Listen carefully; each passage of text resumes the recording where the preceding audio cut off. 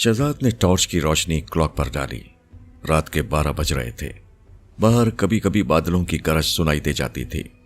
शहजाद अपने कमरे में बिस्तर पर लिहाफ में दुबका जाग रहा था। बंद खिड़की में से बारिश की आवाज भी आ रही थी।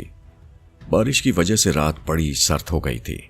सर्दी, बारिश और आधी रात, हर तरफ सन्नाटा छाया हुआ था। शहजाद बिस्तर में से निकलकर दबे पांव चलता हुआ दरवाजे के पास आ गया। उसने बंद दरवाजे के साथ कान लगा दिया।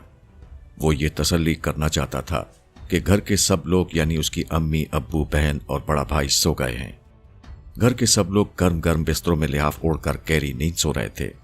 जब शहजाद को इत्मीनान हो गया कि कोई उसके पीछे नहीं आएगा, तो उसने अलमारी में से बंद गले का स्वेटर निकालकर पहना, पांव में फुल बूट पहने, काले रंग की बरसाती पहनी, हाथ में टॉर्च ली और अपने कमरे का पिछला दरवाजा आहिस्ता से खोलकर कोठी के छोटे से बागीचे में आ गया। उसने बरसाती का हुड अपने सर के ऊपर कर लिया था। बारिश में भीगी हुई बर्फ की तरह ठंडी हवा का झोंका उसकी पेशानी से टकराया और उसके जिस्म में सर्दी की एक लहर सी दौड़ गई। हल्की हल्की बूंदाबांदी हो रही थी। एक छोटा सा बल्ब पिछले बरामदे के कोने में जल रहा था। शहजाद कोठी की अकबी दीवार के छोटे दरवाजे में से निकलकर कच्ची सड़क पर आ गया। उसने टॉर्च और दोनों हाथ लंबी बरसाती की जेबों में डाल रखे थे। बारिश के कतरे उसकी बरसाती पर गिरकर नीचे फिसल रहे थे। ये कोठियों का पिछला हिस्सा था जहां कहीं कहीं बल्ब रोशन थे। उनकी रोशनी में शहजाद कच्ची सड़क अबूर कर गया और पक्की सड़क पर आकर एक दरख्त के नीचे रुक गया। दरख्त पर से बारिश के मोटे मोटे कतरे टपक रहे थे। शहजाद को इल्म था कि उसे कहां जाना है। आज उसने पुरस्कार बाउली की आसेबी आवाज का राज मालूम करने का फैसला कर लिया था। इस मुहिम्मे को हल करने के लिए वो बारिश वाली सर्द और सुनसान रात को अपने गर्म कमरे से निकला था। जिस पुरस्कार बाउली का राज मालूम करने शहजाद घर से चला था, वो उनकी कोठी से थोड़ी दूर एक बारादरी के खंडर के पीछे जमीन के अंदर वाक़ थी। ये बाउली कहते हैं कि मुसलमान बादशाह शेरशाह सूरी के जमाने में बनाई गई थी। तब मुसाफिर यहां से गुजरते हुए थोड़ी देर ठहर कर आराम करते, नहाते, मुंह हाथ धोते और फिर सफर पर चले जाते। मगर वक्त के साथ साथ ये बाउली वीरान हो गई थी। कोई यहां नहीं जाता था। 2-4 महीने से इस बाउली की एक दहशत सी फैल गई थी। कोई आदमी दिन के वक्त भी इसके करीब से नहीं गुजरता था। लोगों का कहना था कि इस बाउली से किसी बच्चे की आवाज आती है जो घुटी हुई आवाज में अपनी तरफ बुलाता है। शहजाद ने उस आवाज का सुराग लगाने का फैसला कर लिया। वो एक सीधा सादा मुसलमान लड़का था। शहर के स्कूल में 10वीं जमात में पढ़ता था। नमाज रोजे का पाबंद था। वो इस किस्म की आसेबी और वहम की बातों पर एतबार नहीं करता था। उसका ईमान था कि अल्लाह से डरने वाला दुनिया में किसी से नहीं डरता। कोई आसेब नहीं डरा सकता। यही वजह थी कि वो इस बारिश वाली सर्द अंधेरी रात में टॉर्च जेब में डाले आसेबी बाउली की तरफ चला जा रहा था। वो इस मुहिम्मे को हल करना चाहता था कि बाउली से बच्चे की घुटी हुई आवाज कहां से आती है। कहीं ऐसा तो नहीं है कि बाउली में वाकई कोई लड़का या बच्चा फंस गया हो। बूंदा बांदी उसी तरह हो रही थी। शहजाद गीली सड़क पर बड़े सुकून से कदम उठाता बारादरी के पास आ गया। सामने वो चबूतरा था जिसमें से एक अंधेरा सीना नीचे पुरस्कार बाउली तक जाता था। आसमान के तारे बादलों में छुपे हुए थे। शहजाद ने टॉर्च जेब से निकालकर हाथ में पकड़ ली और अल्लाह का नाम लेकर बाउली की तरफ बढ़ा। जीने पर पहुंचकर उसने एक नजर नीचे डाली। जीने की हर सीढ़ी अंधेरे में डूबी हुई थी। अभी तक उसे बाउली के अंदर से कोई आवाज नहीं आई थी। उसने जीने पर टॉर्च की रोशनी डाली। जीना तंग था। 15-20 सीढ़ियों के नीचे बाउली का पानी शीशे की तरह चमकने लगा। शहजाद ने कलमा शरीफ पढ़ा और जीना नीचे उतरने लगा। वो अभी तीसरी सीढ़ी पर ही पहुंचा था कि उसे एक अजीब घुटी घुटी सी आवाज सुनाई थी। ये आवाज किसी लड़के की लगती थी जो मदद के लिए पुकार रहा था। मुझे यहां से निकालो, मुझे यहां से निकालो। ये पुरस्कार आवाज सुनकर एक बार तो शहजाद का दिल भी अंदर से धड़क उठा। फिर उसने अपने आप को संभाला और बड़ा हौसला करके पुकार कर बोला, तुम कौन हो? अगर तुम कोई जिन भूत हो तो यहां से भाग जाओ। खल्के खुदा को तंग ना करो। वही पुरस्कार आवाज फिर आई, मैं कैसे भाग सकता हूं? मैं तो लोहे के संदूक में बंद हूं। मुझे यहां से निकालो। इस दौरान शहजाद ने अंदाजा कर लिया था कि पुरस्कार आवाज उसके बाएं जानिब जरा नीचे से आ रही है। वो 2 सीढ़ियां और नीचे उतर गया। उसने टॉर्च की रोशनी फेंकी तो उसे दीवार में एक शिकाफ दिखाई दिया। उसने टॉर्च की रोशनी में झुक कर देखा। ये यकतंग वो तारीक कोठरी सी थी जिसमें एक तरफ पुरानी ईंटों और मलबे का ढेर लगा था और दूसरी तरफ कोने में लोहे का एक संदूक पड़ा था। लड़के की घुटी हुई आवाज फिर सुनाई थी, मुझे बाहर निकालो, मुझे बाहर निकालो, मेरा दम घुटा जा रहा है। शहजाद टॉर्च हाथ में लिए शिगाफ में से गुजरकर लोहे के संदूक के पास आ गया। लोहे के संदूक को जंग लगा हुआ था। उस पर लोहे का मोटा ताला पड़ा था और उसके ढकने पर एक बिल्ली का सर बना हुआ था। पुरस्कार आवाज उसी लोहे के संदूक में से आ रही थी। शहजाद ने पूछा, तुम कौन हो? तुम्हें संदूक में किसने बंद किया है? संदूक में से आवाज आई, मुझे यहां से बाहर निकालो, मैं बाहर आकर तुम्हें सब कुछ बताऊंगा। शहजाद ने कहा, मगर संदूक पर तो लोहे का मोटा ताला पड़ा है, मैं इसे कैसे तोड़ूं? संदूक में से आवाज आई, ताला तोड़ने की तुम्हें जरूरत नहीं है। इस संदूक के ढकने पर बिल्ली का जो सर बना हुआ है, तुम उसको तोड़ दो, मैं अपने आप आजाद हो जाऊंगा। शहजाद ने टॉर्च की रोशनी में बिल्ली के सर को देखा। यह सर किसी धात का बना हुआ था। सर भारी था, मगर गर्दन पतली थी, जो संदूक के ढक्कन के साथ जुड़ी हुई थी। संदूक में बंद पुरस्कार लड़के की आवाज आई, किसी पत्थर से बिल्ली का सर तोड़ दो, डरो नहीं, इसका तिलिस्म तुम्हें कोई नुकसान नहीं पहुंचाएगा। शहजाद ने जवाब में कहा, मैं मुसलमान हूं और मुसलमान अल्लाह के सिवा किसी से नहीं डरता। अगर तुम भी कोई जिन भूत हो तो मैं तुम्हारा भी मुकाबला करूंगा। संदूक में से आवाज आई, शाबाश, मुझे किसी ऐसे ही दलेर और बहादुर लड़के की जरूरत थी। इस मुसीबत से तुम ही मुझे निजात दिला सकते हो। शहजाद ने मलबे के ढेर पर से एक पत्थर उठाया और अल्लाह का नाम लेकर उसे तिलिस्मी बिल्ली के सर पर इतने जोर से मारा कि लोहे का सर ढक्कन से अलग होकर दूर जा गिरा। इसके साथ ही एक भयानक चीख की आवाज फजा में गूंज उठी। शहजाद एक कदम पीछे हट गया। संदूक का ढकना अभी बंद ही था कि उसमें से एक शोला बुलंद हुआ। ये शोला संदूक से अलग होकर लहराता हुआ शहजाद के बिल्कुल सामने आकर साकित हो गया और दूसरे लम्हे शोले की जगह एक 10-12 साल का काले रंग का लड़का खड़ा था। टॉर्च की रोशनी में उसकी आंखें हीरो की तरह चमक रही थीं। उसके दोनों कानों में बालियां थीं। घुंघरियाले सियाह बालों के छल्ले सर के साथ चिपके हुए थे। गले में छोटे से तिकोने तावीज वाला लॉकेट पड़ा था। उसने टखनों तक काले रंग का चुगा पहन रखा था। शहजाद उसे ताज्जुब से देख रहा था। चमकीली आंखों वाला अजीब व गरीब लड़का शहजाद की तरफ देखकर मुस्कुराया। फिर उसने अपना हाथ ऊपर उठाकर शहजाद से कहा, मेरा नाम सांची है। तुमने मुझे एक अजियतनाक तिलिस्म की कैद से निजात दिलाई है। अगर तुम बहादुरी से काम लेकर मुझे उसकी कैद से आजाद न करते तो मैं क़यामत तक इस संदूक में बंद रहता। अब तुम मेरे दोस्त हो, मैं तुम्हारा शुक्रिया अदा करता हूं। शहजाद ने कहा, मेरा नाम शहजाद है और मैं। सांची ने मुस्कुराकर बात काटते हुए कहा, मैं जानता हूं तुम्हारा नाम शहजाद है। तुम शहर के एक स्कूल में 10वीं जमात में पढ़ते हो। तुम बड़े नेक मुसलमान लड़के हो, इसीलिए तुम्हारे अंदर इतनी दिलेरी और बहादुरी मौजूद है, वरना मेरी आवाज सुनकर लोग डर के मारे भाग जाते थे और अब तो उन्होंने इधर से गुजरना भी बंद कर दिया था। शहजाद ने सांची के हीरे की तरह चमकती हुई आंखों में आंखें डाल रखी थीं। लेकिन तुम कौन हो? सांची बोला, मैं एक जिन का बेटा हूं, मगर मुसलमान जिन का बेटा हूं। मेरा बाप जादूगर सामरी से मुकाबला करते हुए चल बसा था। मैं फरार हो गया, लेकिन सामरी ने मुझे पकड़ लिया और अपने तिलिस्म की मदद से इस लोहे के संदूक में बंद कर दिया। अगर तुम मेरी मदद ना करते तो मैं कभी इस कैद से आजाद नहीं हो सकता था। तुमने मुझ पर एहसान किया है, मैं जाने से पहले इस एहसान का बदला चुकाना चाहता हूं। बताओ तुम्हारी क्या ख्वाहिश है? मैं तुम्हारी सिर्फ एक ख्वाहिश पूरी कर सकता हूं। तुम अगर कहो तो मैं शहर में तुम्हारे लिए भी एक शानदार महल बना दूं, तुम्हारे कदमों में सोने चांदी हीरे जवाहरात के ढेर लगा दूं, मगर तुम्हें सिर्फ एक ख्वाहिश करनी होगी। शहजाद ने जवाब दिया, मेरे पास ईमान की दौलत है, मुझे और कुछ नहीं चाहिए। सांची ने कहा, एक बार फिर सोच लो, मैं जा रहा हूं, फिर शायद कभी तुमसे मुलाकात ना हो। यह मौका फिर हाथ नहीं आएगा। अचानक शहजाद के दिल में ख्याल आया। उसने सांची की तरफ देखा और कहा, सांची, क्या तुम मुझे तारीख इस्लाम के नामवर और अजीम मुसलमान हुक्मा, जोग्राफिया दानों और साइंसदानों से मिलवा सकते हो? मेरी बड़ी ख्वाहिश है कि मैं उन अजीम मुसलमान साइंसदानों और तबीबों के ज़माने में पहुंचकर उन्हें देखूं, उनकी बातें सुनूं और उन्हें वो तारीखी तजुर्बात करते देखूं जिनसे आज यूरोप की कौमें फ़ायदा उठा रही हैं। मसलन इब्न सीना, इमाम राजी, जाबिर बिन हय्यान और ऐसी ही दूसरी नामवर मुसलमान हस्तियां जिनके नाम इस्लामी तारीख में चांद सितारों की तरह चमक रहे हैं। क्या तुम मुझे उनसे मिलवा सकते हो?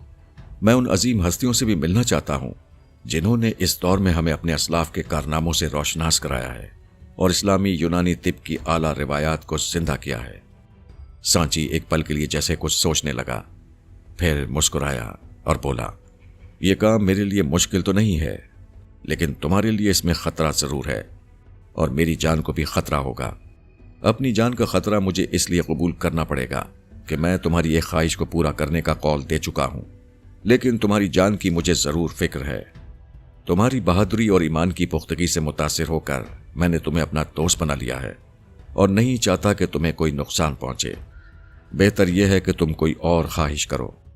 شہزاد نے نفی میں سر ہلایا اور کہا، میں تمہیں بتا چکا ہوں کہ میری اور کوئی خواہش نہیں ہے، بس یہی ایک خواہش ہے، اور تم میری ایک خواہش پوری کرنے کا وعدہ کر چکے ہو۔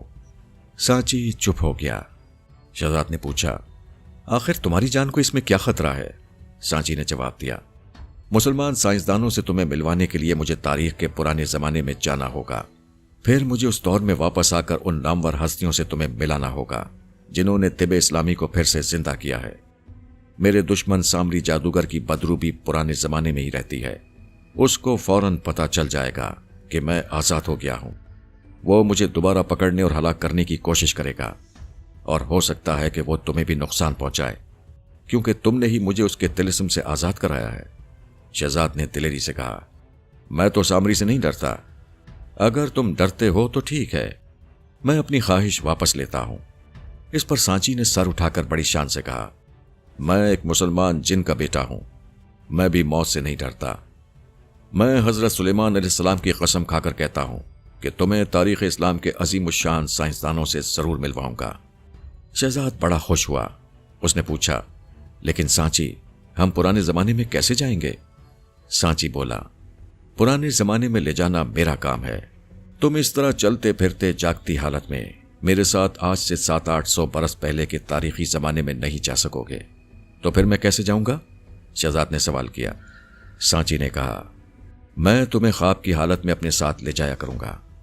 کیا مطلب؟ شہزاد چونکا۔ سانچی مسکرایا، دوست، جب تم رات کو اپنے بستر پر لیٹنے کے بعد سو جاؤ گے تو میں تمہارے خواب میں آؤں گا اور تمہارا ہاتھ پکڑ کر تمہیں اس دنیا سے نکال کر اسلام کے سنہری تاریخی دور میں لے جاؤں گا۔ تم ہر بار کسی ایک نامور مسلمان سائنسدان سے ملو گے، انہیں کام کرتے، درس دیتے اور تجربے کرتے، چلتے پھرتے باتیں کرتے دیکھو گے، اور پھر میں تمہیں واپس خواب میں ہی تمہارے بستر پر لے آؤں گا۔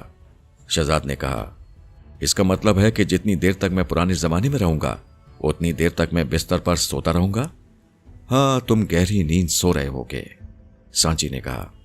شہزاد نے تشویش کے ساتھ کہا، لیکن اگر اس دوران گھر میں سے کسی نے مجھے جگا دیا تو پھر کیا ہوگا؟ کیا میں پرانے زمانے سے ایک دم واپس آ جاؤں گا؟ سانچی بولا، نہیں، تم اس وقت تک واپس اپنے سوئے ہوئے جسم میں نہیں آؤ گے جب تک کہ میں تمہیں خود تمہارا ہاتھ پکڑ کر نہیں لاؤں گا۔ اس دوران گھر میں کوئی تمہیں لاکھ جگائے، تمہارے سراہنے ڈھول بجائے، تم سوتے رہو گے۔ شہزاد نے کہا، اس کا مطلب ہے کہ میرا یہ سفر خواب کی طرح ہوگا، اور مجھے بعد میں ہر چیز، واقعہ خواب کی طرح دھندلا دھندلا ہی یاد رہے گا۔ سانچی نے کہا، نہیں، اگرچہ تم خواب میں سفر کرو گے اور تاریخ کے پرانے نامور لوگوں سے ملاقات کرو گے، لیکن تمہیں ایسا ہی محسوس ہوگا کہ تم زندہ اور جاگتی حالت میں چل پھر رہے ہو، اور بعد میں تمہیں ان کی ایک ایک بات یاد رہے گی۔ لیکن ایک شرط ضرور ہے۔ وہ کیا؟ شہزاد نے پوچھا۔ وہ یہ، سانچی نے کہا، کہ صبح کو جب تم جاگو گے تو کسی سے اس کا ذکر نہیں کرو گے کہ تم نے رات ابن سینا یا امام رازی یا البیرونی سے ملاقات کی ہے۔ یہ راز تمہارے سینے میں راز بن کر ہی رہے گا۔ میں وعدہ کرتا ہوں کہ میں صبح اٹھ کر کسی سے اس کا ذکر نہیں کروں گا، شہزاد نے پوری ذمہ داری سے کہا۔ لیکن سانچی میرے دوست، خواب میں کئی دن بلکہ کئی مہینے بھی لگ سکتے ہیں۔ سانچی بولا، اس سے کیا فرق پڑتا ہے؟ انسان خواب میں کئی کئی سال گزار دیتا ہے، اور جب جاگتا ہے تو صرف ایک رات گزری ہوتی ہے۔ شہزاد نے کہا، کیا ہر رات تم مجھے خواب میں آ کر لے جایا کرو گے؟ میرا مطلب ہے کہ میں خواب میں کس جگہ تمہارا انتظار کیا کروں گا؟ سانچی نے اپنے گلے سے لاکٹ والا تعویذ اتار کر شہزاد کو دیا اور کہا، اس تعویذ کو اپنے گلے میں ڈال لو، اس سے تمہارا اور میرا رابطہ قائم رہے گا۔ اگر اللہ نہ کرے کسی وقت ہم اپنے پرخطر سفر میں ایک دوسرے سے جدا ہو گئے اور تم پر کوئی آفت آن پڑی تو اس تعویذ پر ہاتھ رکھ کر مجھے زور سے سانچی سانچی سانچی کہہ کر 3 بار آواز دینا۔ میں جہاں بھی ہوں گا تمہاری مدد کو آ جاؤں گا۔ ویسے تو میں سفر میں تمہارے ساتھ ہی ہوں گا، لیکن اپنے دشمن سامری جادوگر سے خطرہ ہے، وہ ضرور مجھے نقصان پہنچانے کی کوشش کرے گا۔ بہرحال جو ہوگا دیکھا جائے گا۔ ہم کل رات اللہ کا نام لے کر اپنے تاریخی سفر کی ابتدا کریں گے۔ شہزاد نے تعویذ اپنے گلے میں ڈال لیا۔ یہ تعویذ ایک چھوٹے سے چاندی کے لاکٹ میں بند تھا۔ سانچی بولا، گھر میں یا اسکول میں کسی کو مت بتانا کہ یہ تعویذ میں نے تمہیں دیا ہے۔ کسی سے میرے بارے میں بھی بات نہ کرنا کہ تم نے باؤلی کے آسیب کو آزاد کر دیا ہے۔ تعویذ کے بارے میں گھر میں کوئی پوچھے تو کہہ دینا کہ ایک فقیر نے دیا ہے، بس اس سے آگے کسی کو کچھ نہ بتانا۔ اچھا، اب میں چلتا ہوں، کل رات تمہارے خواب میں آؤں گا۔ اس کے ساتھ ہی سانچی غائب ہو گیا۔ شہزاد نے چاروں طرف ٹارچ کی روشنی ڈالی، مگر سانچی وہاں نہیں تھا۔ شہزاد کو اس بات کی بڑی خوشی تھی کہ وہ کل سے اپنے ایڈونچر سے بھرپور تاریخی سفر پر روانہ ہوگا، اور اس کی اسلام کی عالی شان شخصیتوں اور نامور مسلمان سائنسدانوں، طبیبوں، جغرافیہ دانوں اور فلسفیوں سے نہ صرف ملاقات ہوگی، بلکہ وہ انہیں زندہ حالت میں اپنے زمانے میں چلتے پھرتے باتیں کرتے اور کام کرتے دیکھے گا۔ وہ زینہ چڑھ کر باؤلی سے نکل آیا۔ اس وقت آسمان پر بادل تو اسی طرح چھائے ہوئے تھے، مگر بوندا باندی رک گئی تھی۔ رات اسی طرح تاریک تھی۔ 12 دری کا کھنڈر اندھیری رات میں اپنا دھندلا سا خاکہ ہی پیش کر رہا تھا۔ سردی زیادہ ہو گئی تھی۔ شہزاد کو یقین نہیں آ رہا تھا کہ اس کی ایک جن سانچی سے دوستی ہو گئی ہے اور وہ اسے اسلامی تاریخ کے سنہری زمانوں کی سیر کروانے والا ہے۔ اگرچہ یہ جن لڑکا تھا، اس کا تقریباً ہم عمر تھا اور مسلمان تھا، لیکن تھا تو وہ جن ہی۔ شہزاد کو اندر ہی اندر بڑی خوشی کا احساس ہو رہا تھا کہ کل رات وہ خواب میں ایک انوکھے اور حیرت انگیز تاریخی سفر پر نکلنے والا ہے۔ اس نے ٹارچ اپنی برساتی کی جیب میں ڈالی اور تیز قدموں سے اپنی کوٹھی کی طرف چلنے لگا۔ اسے یہ بھی ڈر تھا کہ گھر میں کوئی جاگ کر اس کے کمرے میں نہ آ گیا ہو۔ اس کا بستر خالی تھا۔ اس نے سوچ لیا کہ اگر ابو یا امی کسی نے پوچھا کہ وہ اتنی رات گئے بارش میں اٹھ کر کہاں چلا گیا تھا تو وہ کہہ دے گا کہ اسے باہر کھٹکا لگا تھا اور وہ یہ دیکھنے باہر گیا تھا کہ کہیں کوئی چور تو نہیں آ گیا۔ مگر خیریت ہی رہی، پیچھے کسی کو خبر نہ ہوئی تھی۔ وہ چپکے سے دبے پاؤں اپنے کمرے میں آ گیا، برساتی وغیرہ اتار کر ایک طرف پھینکی اور جلدی سے بستر میں گھس گیا۔ لحاف گردن کے اوپر کرتے ہوئے اس کا ہاتھ سانچی کے دیے ہوئے تعویذ کے لاکٹ سے چھو گیا۔ اس نے خوشی سے آنکھیں بند کر لیں۔ کاش سانچی آج رات ہی خواب میں آ کر اسے اسلامی تاریخ کے سنہری دور میں لے جائے۔ مگر سانچی دوسری رات آنے والا تھا۔ صبح کو شہزاد کی امی کی نظر اس کے گلے میں پڑے ہوئے تعویذ پر پڑی۔ انہوں نے پوچھا، شہزاد یہ تعویذ تمہارے گلے میں کہاں سے آ گیا؟ شہزاد نے فوراً جواب دیا، امی جان میں آپ کو بتانا ہی بھول گیا، کل ہمارے اسکول کی مسجد میں ایک بزرگ تشریف لائے تھے۔ انہوں نے مجھے یہ تعویذ دے کر کہا تھا، بیٹا اسے اپنے گلے میں ڈالے رکھنا، اس سے برکت ہوگی۔ شہزاد کے ابو بھی آرام کرسی پر بیٹھے اخبار پڑھ رہے تھے۔ انہوں نے اخبار ہٹا کر تعویذ کی طرف دیکھا اور کہا، ذرا دکھاؤ تو۔ شہزاد نے تعویذ اتار کر ابو جان کو دیا۔ تعویذ چھوٹا چاندی کا بٹن لگتا تھا، اس پر ہلال کا نشان کھدا ہوا تھا۔ شہزاد کا بڑا بھائی اور بہن بھی وہاں آ گئی۔ ابو نے کہا، ہٹاؤ اسے، بدنما تعویذ لے کر گلے میں نہیں ڈالا کرتے، اللہ جانے اس میں کیا ہے۔ شہزاد نے منہ بنا کر کہا، ٹھیک ہے ابو، میں کل یہ تعویذ ان بزرگ کو واپس کر دوں گا، وہ مسجد میں آتے رہتے ہیں۔ امی بولی، اب واپس کرنا اچھا نہیں لگتا۔ بڑی بہن نے کہا، اسے کسی الماری میں رکھ چھوڑو، گلے میں مت پہنو۔ ہاں اپنی الماری میں رکھ دو، بڑے بھائی نے باہر نکلتے ہوئے کہا۔ شہزاد نے تعویذ کو ایک ٹبیا میں بند کر کے اپنی کتابوں کی الماری میں سنبھال کر رکھ دیا، دل میں یہ خیال کرتے ہوئے کہ رات کو سونے سے پہلے وہ اسے گلے میں پہن لے گا، کیونکہ سانچی نے کہا تھا کہ خواب میں سفر کرنے کے واسطے اس کو گلے میں ہونا ضروری ہے۔ شہزاد اسکول آ گیا۔ اسکول میں اس کا ایک خاص دوست شاہد تھا۔ شہزاد کا بڑا دل چاہا کہ وہ شاہد کو بتا دے کہ اس کی دوستی سانچی نامی ایک جن سے ہو گئی ہے، اور اب وہ ہر رات اسلامی تاریخ کے زمانے میں سیر کرنے اور مسلمان سائنسدانوں اور دانشوروں سے ملنے جایا کرے گا۔ اسے سانچی کو دیا ہوا قول یاد آ گیا کہ خبردار اس بات کا ذکر کسی سے نہ کرنا اور اسے راز رکھنا۔ شہزاد نے خواہش کے باوجود اپنے دوست شاہد کو کچھ نہ بتایا۔ اسکول سے چھٹی کے بعد شہزاد گھر آ گیا۔ اسے بڑی بے صبری سے رات کا انتظار تھا۔ کسی وقت اسے لگتا جیسے اس نے کل بارش والی رات میں بھی ایک خواب ہی دیکھا تھا، اور کوئی سانچی جن اس کا حقیقت میں دوست نہیں ہے، اور صدیوں گزرے زمانے میں جا کر نامور مسلمان سائنسدانوں سے ملنے کا خیال محض ایک خواب ہی ہے۔ مگر جب اسے سانچی کے دیے ہوئے تعویذ کا خیال آیا جو صبح وہ اپنے ہاتھوں سے الماری میں بند کر کے آیا تھا، تو پھر اسے ایک بار پھر یقین ہو گیا کہ نہیں، وہ خواب نہیں تھا بلکہ حقیقت تھی، اور وہ آج رات ایک عجیب و غریب ایڈونچر سفر پر نکلنے والا ہے۔ وہ دعا مانگنے لگا کہ یا اللہ جلدی سے رات آ جائے، مگر رات کو تو اپنے وقت پر آنا تھا۔ عشاء کی نماز کے بعد شہزاد نے گھر والوں کے ساتھ مل کر کھانا کھایا اور اپنے کمرے میں جا کر بستر پر لیٹ گیا۔ اس وقت دیوار پر لگا ہوا گھنٹہ رات کے 9:30 بجا رہا تھا۔ دوسرے کمرے سے ٹیلی ویژن پر خبرنامے کے بند ہونے کی ساز کی آواز آ رہی تھی۔ شہزاد نے بتی گل کر دی۔ سردی کافی تھی۔ اس نے سونے سے پہلے الماری سے سانچی کا تعویذ نکال کر گلے میں پہن لیا تھا۔ کمرے میں بتی بجھانے سے اندھیرا ہو گیا تھا۔ شہزاد نے آنکھیں بند کر لی اور بے چینی سے نیند کا انتظار کرنے لگا۔ پہلے اسے آنکھیں بند کرنے کے تھوڑی دیر بعد ہی نیند آ جاتی تھی، مگر اب کافی دیر گزر گئی، اسے نیند نہیں آئی۔ وہ پریشان ہو گیا۔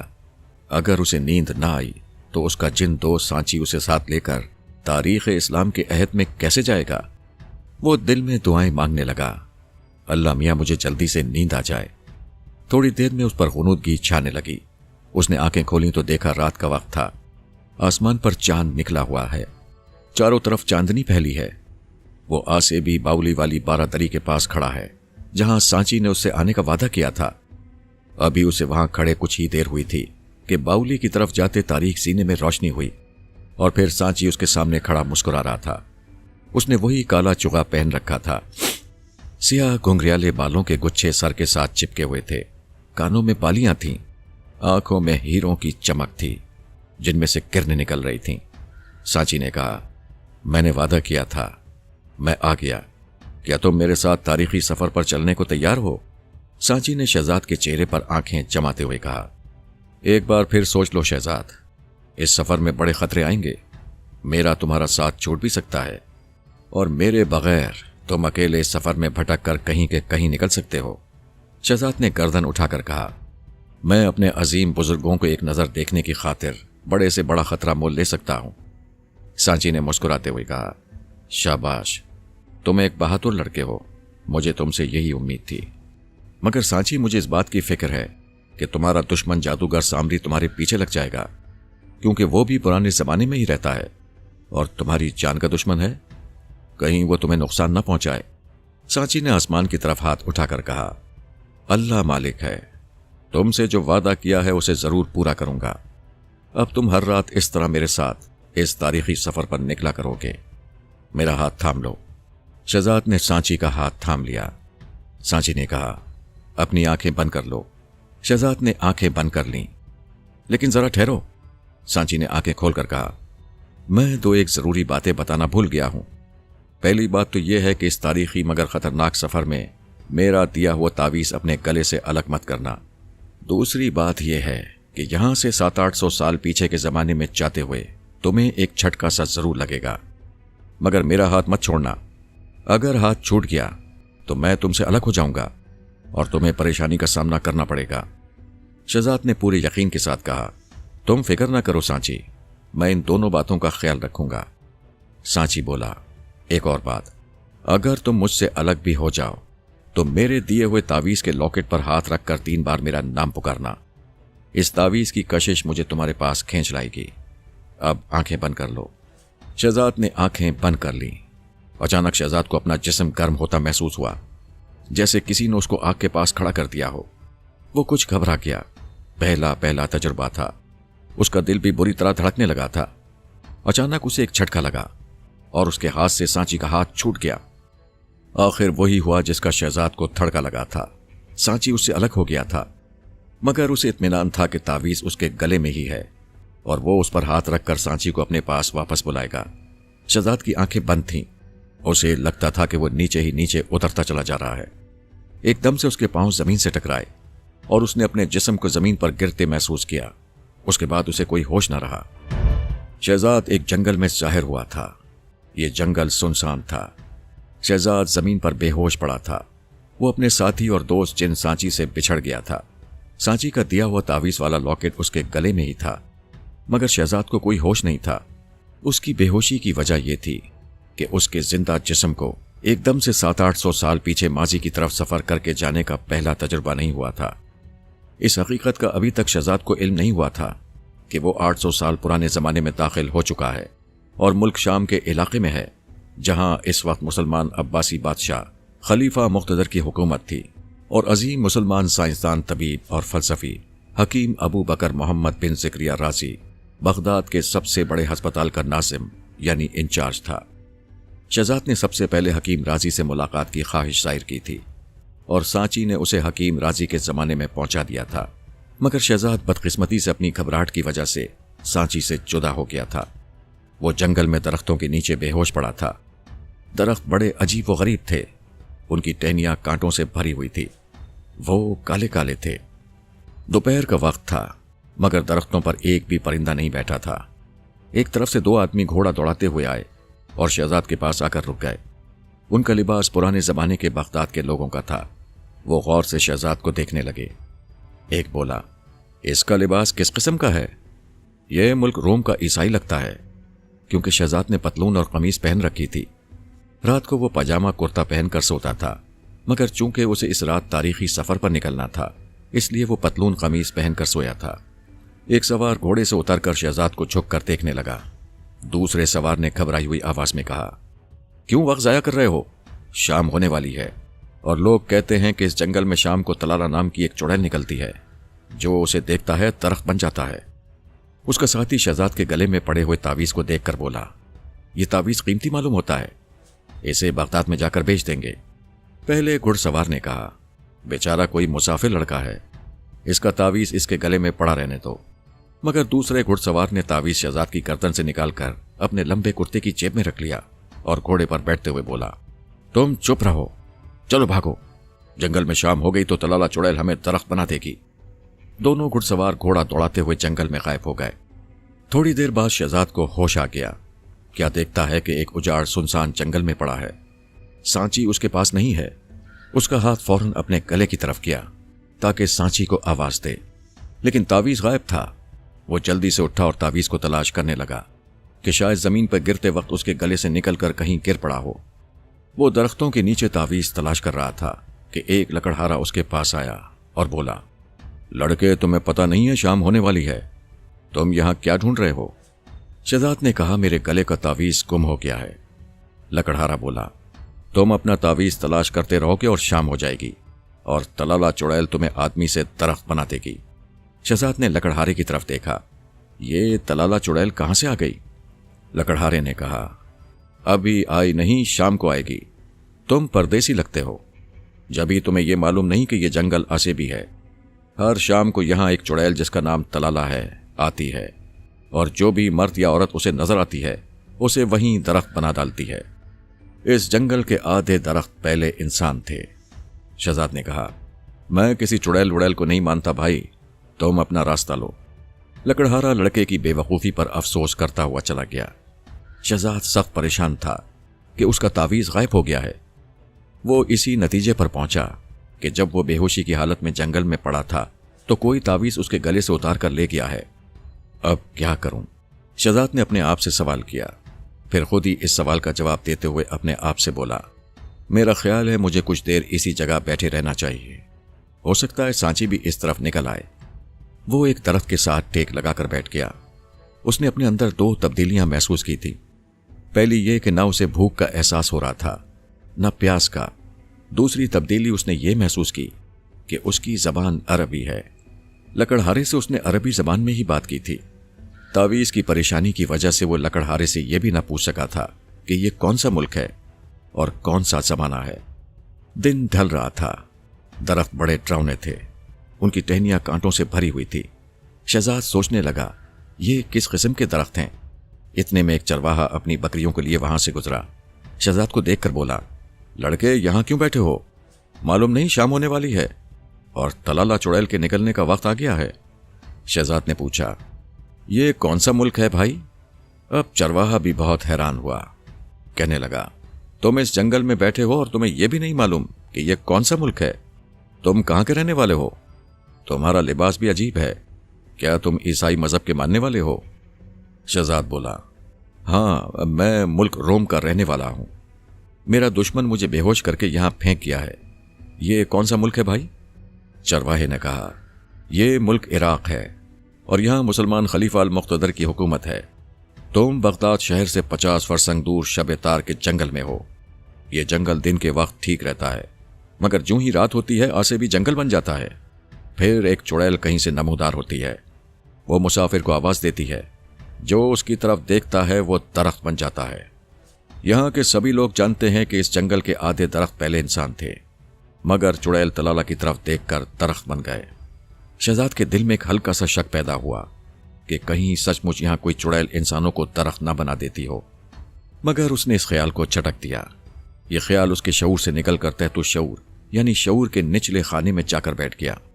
جو خیال آدمی کے شعور سے نکل کر شعور کے نچلے خانے میں جا کر بیٹھ جاتا ہے، وہ وہیں بیٹھا انسان پر اپنا اثر ڈالتا رہتا ہے، مگر آدمی کو اس کا پتہ نہیں چلتا۔ یہ خیال شہزاد کے شعور کے نچلے خانے میں جا کر بیٹھ گیا تھا کہ اس جنگل میں طلالہ نام کی ایک چڑیل آتی ہے اور جو اسے دیکھے وہ درخت بن جاتا ہے۔ اسی لیے اسلام ہمیں یہ سکھاتا ہے کہ ہمیں ہمیشہ اچھی بات سوچنی چاہیے، اچھی بات سننی چاہیے، تاکہ اگر کوئی خیال ہمارے شعور سے نکل کر تحت الشعور کے نچلے خانے میں جا کر بیٹھ جائے تو وہ وہاں سے جسم پر اچھا اثر ہی ڈالے، برا اثر نہ ڈال سکے۔ کیونکہ خیال اچھا یا پاکیزہ اور نیک ہوگا تو وہ ہر حالت میں انسان پر اچھا اثر ہی ڈالے گا۔ چرواہا آگے بڑھنے لگا تو شہزاد نے پوچھا، بھائی ایک بات تو بتاؤ، کیا بغداد شہر میں حکیم رازی نام کا کوئی مسلمان طبیب بھی رہتا ہے؟ تم ابو بکر محمد بن زکریا رازی کی بات تو نہیں کر رہے ہو؟ شہزاد جلدی سے بولا، ہاں میں انہی کے بارے میں پوچھ رہا ہوں۔ چرواہا بولا، وہ تو اس زمانے کے سب سے بڑے طبیب اور عالم ہیں، وہ بغداد میں ہی رہتے ہیں، خلیفہ مقتدر کے ہسپتال کے ناظم ہیں اور مدرسۃ الحکمت میں طالب علموں کو درس بھی دیتے ہیں۔ مگر بھائی یہاں سے جتنی جلدی ہو سکے نکل جاؤ، شام ہو گئی تو چڑیل طلالہ تمہیں بھی درخت بنا دے گی۔ یہ کہہ کر چرواہا چل دیا۔ شہزاد کو یہ سن کر بہت ہی خوشی ہوئی کہ وہ نہ صرف یہ کہ اسلامی تاریخ کے سنہری دور میں پہنچ گیا ہے، بلکہ جس بغداد شہر میں حکیم رازی درس دیتے ہیں وہ اس شہر سے تھوڑے فاصلے پر ہی ہے۔ ایک بار پھر اسے سانچی کا خیال آ گیا۔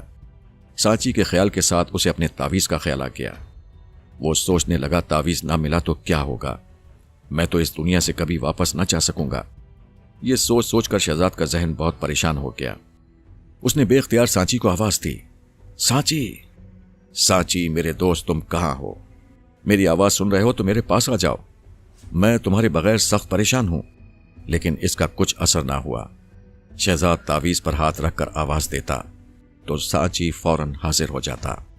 اس نے سوچا کہ چلو بغداد شہر کو چلتے ہیں اور اس تاریخی شہر کی سیر کرتے ہیں، شاید وہاں سانچی سے بھی ملاقات ہو جائے۔ یہ شہزاد کا پہلا سفر تھا۔ اسے معلوم نہیں تھا کہ تعویذ کے بغیر سانچی کسی حالت میں بھی اس کے پاس نہیں آ سکتا تھا۔ وہ درختوں میں ایک طرف چل پڑا، چلتا گیا۔ جنگل ختم ہونے کا نام نہ لیتا تھا۔ اس کے تحت الشعور یعنی شعور کے نچلے حصے میں بیٹھے ہوئے چڑیل کے خیال کا اثر ظاہر ہونے لگا تھا۔ کسی وقت اچانک اسے وہم سا ہوتا کہ جیسے کسی چڑیل نے اسے پیچھے سے آواز دی ہے۔ جنگل میں ایک کنواں آ گیا۔ شہزاد ذرا سستانے کے لیے وہاں بیٹھا تو ایک آدمی تیز تیز قدموں سے جا رہا تھا۔ شہزاد کو دیکھ کر وہ رکا اور آواز دے کر بولا، او نادان لڑکے، کیوں اپنی جان کے دشمن بن گئے ہو؟ جانتے نہیں چڑیل طلالہ کے نکلنے کا وقت ہو رہا ہے، بھاگو یہاں سے۔ وہ آدمی تیز تیز چلتا ہوا آگے نکل گیا۔ اب تو شہزاد کو بھی وہم سا ہونے لگا کہ سب لوگ کہتے ہیں تو کہیں سچ مچ جنگل میں چڑیل نہ نکل آئے، مگر پھر فوراً ہی شہزاد نے اس خیال کو جھٹک کر ذہن سے نکال دیا۔ مگر اب وہاں بیٹھنے کو بھی اس کا جی نہ مانتا تھا۔ وہ بھی اسی طرف چل پڑا جہاں وہ آدمی گیا تھا۔ جنگل کافی بڑا تھا۔ جوں شام قریب آ رہی تھی، شہزاد کا چڑیل کے بارے میں بھی وہم بڑھ رہا تھا۔ اس کے شعور کے نیچے بیٹھا ہوا چڑیل کا خیال اب اپنے پرزے نکالنے لگا تھا اور شہزاد کے دماغ پر اثر ڈال رہا تھا۔ قدرتی طور پر شہزاد کے قدم تیز ہو گئے۔ سورج کہیں مغرب میں غروب ہونے لگا تھا اور درختوں میں اندھیری کی چادر پھیل رہی تھی۔ طلالہ چڑیل کا خیال اب شہزاد کے تحت الشعور سے نکل کر اس کے شعور میں آ گیا اور اسے ڈرانا شروع کر دیا۔ شہزاد کو یوں ہی وہم سا ہونے لگا جیسے کسی درخت کے پیچھے سے اچانک تلالہ چڑیل نکل کر اس کے سامنے آ جائے گی۔ اس نے دوڑنا شروع کر دیا، مگر جنگل ختم ہی نہیں ہوتا تھا۔ اچانک شہزاد کو جیسے زمین نے جکڑ لیا، اس کے پاؤں من بھاری ہو گئے، اس کا چہرہ دہشت کے مارے سفید ہو گیا۔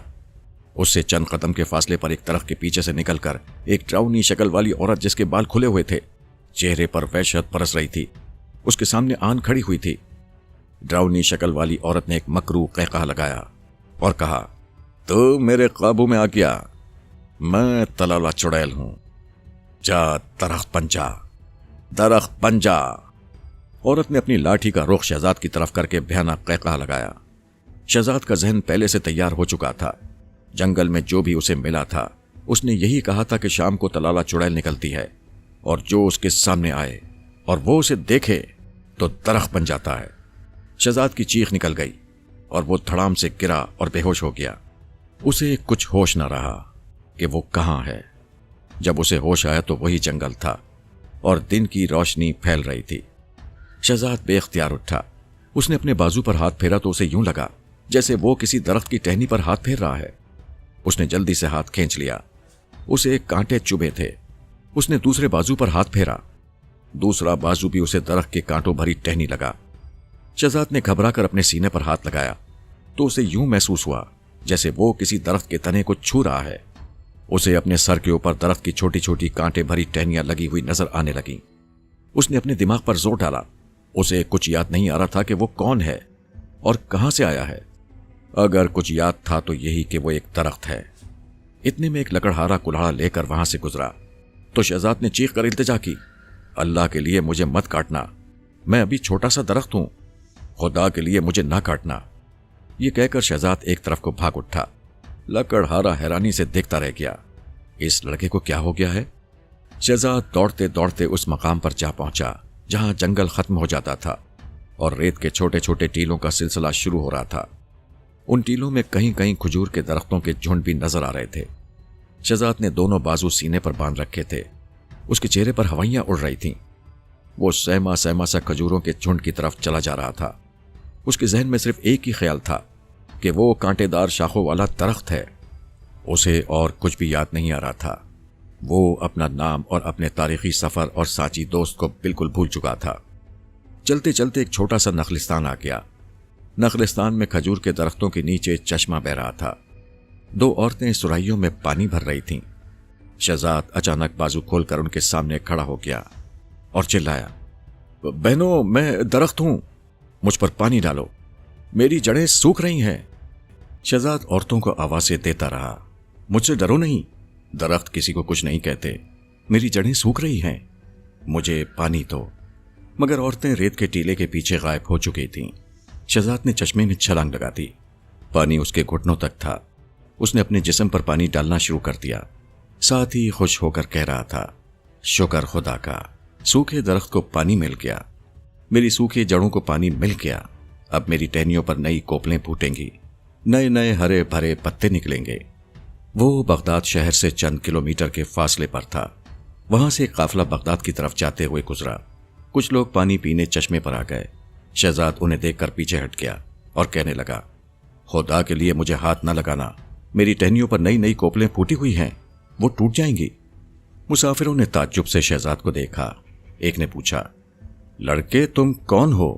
شہزاد نے جواب دیا، کمال ہے، درخت سے پوچھ رہے ہو کہ وہ کون ہے؟ ارے میں درخت ہوں، یہ میری ٹہنیاں ہیں اور یہ میری جڑیں ہیں۔ لوگوں نے اسے پاگل سمجھ کر کچھ نہ کہا اور چشمے پر منہ ہاتھ دھونے لگے۔ ان میں ملک ایران کا ایک نوجوان مسلمان لڑکا بھی تھا جو نامور مسلمان طبیب رازی سے درس لینے بغداد جا رہا تھا۔ اس کو معلوم تھا کہ طبیب رازی دنیا اسلام کا پہلا حکیم ہے جو جسمانی بیماریوں کے علاج کے ساتھ نفسیاتی بیماریوں کا بھی علاج کرتا ہے۔ شہزاد کو دیکھتے ہی وہ سمجھ گیا کہ وہ کسی نفسیاتی مرض میں مبتلا ہے، ورنہ وہ درخت نہیں ہے بلکہ نوجوان لڑکا ہے۔ یہ ایرانی طالب علم جس کا نام اسفند یار تھا، نفسیاتی بیماریوں کے سلسلے میں ہی حکیم رازی سے مزید تعلیم حاصل کرنے بغداد آیا تھا۔ اس نے سوچا کیوں نہ اس لڑکے کو حکیم رازی کے ہسپتال میں لے جا کر اس کا نفسیاتی علاج کرایا جائے۔ اس طرح سے وہ استاد مکرم حکیم رازی کو نفسیاتی علاج کرتے اپنی آنکھوں سے دیکھے گا اور اس کے علم میں بہت اضافہ ہوگا۔ چنانچہ اس نے کسی نہ کسی طرح شہزاد کو اپنے ساتھ بغداد چلنے پر راضی کر لیا۔ شہزاد بار بار ایرانی طالب علم کو یہی کہتا کہ میں درخت ہوں، میں چل کیوں رہا ہوں، مجھے زمین میں گاڑ دو، مجھے زمین میں گاڑ دو۔ ایرانی طالب علم اسفندیار نے کہا، فکر نہ کرو دوست، بغداد چل کر میں تمہیں ایک باغ میں لگا دوں گا۔ شہزاد بڑا خوش ہوا۔ قافلہ بغداد کی طرف روانہ ہو گیا۔ ادھر وہ ٹھگ بھی بغداد پہنچ گئے تھے، جن میں سے ایک ٹھگ نے شہزاد کے گلے سے تعویذ اتار لیا تھا۔ بغداد پہنچنے کے بعد اس ٹھگ نے تعویذ ایک جوہری کے پاس فروخت کر دیا اور پیسے لے کر چلتا بنا۔ جوہری نے اس لیے تعویذ خرید لیا کہ وہ چاندی کا بنا ہوا تھا، دوسرے اس پر ہلال کا بڑا خوبصورت ڈیزائن بنا ہوا تھا۔ اسی شام بغداد شہر کے ایک سوداگر کی بیٹی زرتاج کچھ زیور خریدنے جوہری کی دکان پر آئی تو اسے وہ تعویذ پسند آ گیا۔ اس نے دوسرے زیورات کے ساتھ وہ تعویذ بھی خرید لیا اور گھر آ کر اپنے گلے میں ڈال لیا۔ تعویذ گلے میں ڈالتے ہی اسے کچھ بوجھ سا محسوس ہوا، لیکن اس نے کچھ خیال نہ کیا۔ زرتاج کو تعویذ پر بنا ہوا ہلال کا نشان بہت اچھا لگا تھا، چنانچہ اس نے تعویذ پہنے رکھا۔ قافلہ بغداد میں پہنچ کر سرائی میں اترا۔ ایرانی طالب علم اسفندیار نے شہزاد کو ساتھ لیا اور حکیم رازی کے شفا خانے کی طرف چل پڑا۔ شہزاد اس کے ساتھ چلنے پر راضی نہیں ہو رہا تھا، لیکن جب اسفندیار نے کہا، میں تمہیں بغداد کے شاہی باغ لے جا رہا ہوں، وہاں تمہیں دوسرے درختوں کے ساتھ زمین میں لگا دوں گا، تم درخت ہو نا، اس لیے درختوں میں خوش رہو گے۔ اس پر شہزاد اس کے ساتھ خوشی خوشی چل پڑا۔ شفا خانے میں جا کر اسفندیار کو پتا چلا کہ حکیم رازی اپنے مدرسے میں درس دے رہے ہیں۔ مدرسہ شاہی ہسپتال کے ساتھ ہی تھا۔ شہزاد ضد کرنے لگا کہ مجھے یہیں زمین میں لگا دو، میں کہیں اور نہیں جاؤں گا۔ اسفندیار نے سوچا کہ یہ لڑکا مدرسے میں استاد محترم کے درس میں خلل ڈالے گا، چنانچہ اس نے شفا خانے کے نفسیاتی امراض کے ناظم کو الگ لے جا کر شہزاد کا سارا حال بتایا۔ یہ لڑکا نفسیاتی مرض میں مبتلا ہے اور اسے وہم ہو گیا ہے کہ یہ درخت ہے، اسے کچھ دیر کے لیے یہیں ہسپتال میں رکھو، استاد جب درس سے فارغ ہو کر شفا خانے آئیں گے تو اسے دکھاؤں گا۔ ناظم نے شہزاد سے کہا، میاں میرے ساتھ آؤ۔ شہزاد چونک کر بولا، تم کون ہو؟ میں تو درخت ہوں۔ ناظم نے کہا، میں اسی باغ کا مالی ہوں، میں تمہیں زمین میں لگا دوں گا۔ شہزاد نے کہا، تمہارا شکریہ، بس جلدی سے مجھے زمین میں لگا دو اور میری جڑوں میں پانی ضرور دینا، میری جڑیں خشک ہو رہی ہیں۔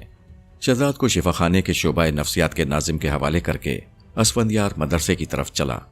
جس وقت وہ جماعت میں داخل ہوا، حکیم ذکریہ رازی طالب علموں کو درس دے رہے تھے۔ باروب سرخ و سفید چہرہ، لمبی داڑھی، سر پر ایرانی طرز کا عمامہ، چہرے پر نور برس رہا تھا۔ اسفندیار خاموشی سے دوسرے طلباء کے پاس بیٹھ گیا۔ حکیم رازی فرما رہے تھے، ایک مسلمان طبیب پر لازم ہے کہ وہ طبی اور اخلاقی اصولوں کی سختی سے پابندی کرے۔ اس مدرسے سے جب آپ لوگ تعلیم حاصل کر کے واپس جائیں گے تو آپ کو عہد کرنا ہوگا کہ آپ کسی کو ایسی دوائی نہیں دیں گے جس سے وہ بیمار ہو جائے، نہ کسی کو زہر دیں گے اور نہ اپنے مریض کی بیماری کا حال کسی دوسرے کو بتائیں گے۔ اللہ تعالیٰ نے انسان کو نیکی اور بدی میں فرق کرنے کی صلاحیت عطا کر دی ہے، اس لیے آپ کو بدی سے دور رہ کر نیکی کا راستہ اختیار کرنا چاہیے۔ اپنے جذبات کو قابو میں رکھنا ہوگا۔ اللہ نے انسان کو عقل کی نعمت عطا کی ہے جو اس کی بہت بڑی نعمت ہے۔ اسی عقل کی وجہ سے انسان دوسرے حیوانات سے افضل اور اعلیٰ ہے۔ بغیر عقل کے انسان اور کسی حیوان میں کوئی فرق نہیں۔ عقل ہی کے ذریعے سے انسان اللہ کی بنائی ہوئی کائنات، آسمان، سورج، چاند، ستاروں اور دوسری چیزوں پر غور کرتا ہے اور اسی کی بدولت اپنے خالق تک پہنچتا ہے اور اپنی دنیا کی زندگی کو خوبصورت، نیک اور پرامن بناتا ہے۔ اسفندیار بڑے غور سے اسلامی دنیا کے اس نامور طبیب اور فلسفی کی تقریر سن رہا تھا۔ سب طالب علم بڑے ادب سے بیٹھے اپنے استاد کے خیالات سن رہے تھے۔ اپنا لیکچر ختم کر کے حکیم رازی دوسرے کمرے کی طرف تشریف لے گئے۔ اسفندیار دوسرے کمرے میں ان کی اجازت سے حاضر ہوا اور بتایا کہ میں ایران کے شہر رے سے آیا ہوں اور آپ سے تعلیم حاصل کرنا چاہتا ہوں، کیونکہ اس وقت ساری دنیا میں آپ سے بڑھ کر عالم فاضل کوئی نہیں ہے۔ حکیم رازی کے چہرے پر ہلکی سی مسکراہٹ نمودار ہوئی۔ انہوں نے فرمایا، ایسی بات نہیں ہے، اللہ کی دنیا کبھی بھی عالم فاضل لوگوں سے خالی نہیں رہی۔ اس وقت بھی دنیا میں مجھ سے بڑھ کر عالم لوگ ہوں گے، لیکن ہمیں ان کا علم نہیں ہے۔ بہرحال مجھے خوشی ہوئی کہ تم میرے وطن سے آ رہے ہو، جہاں میں پیدا ہوا تھا۔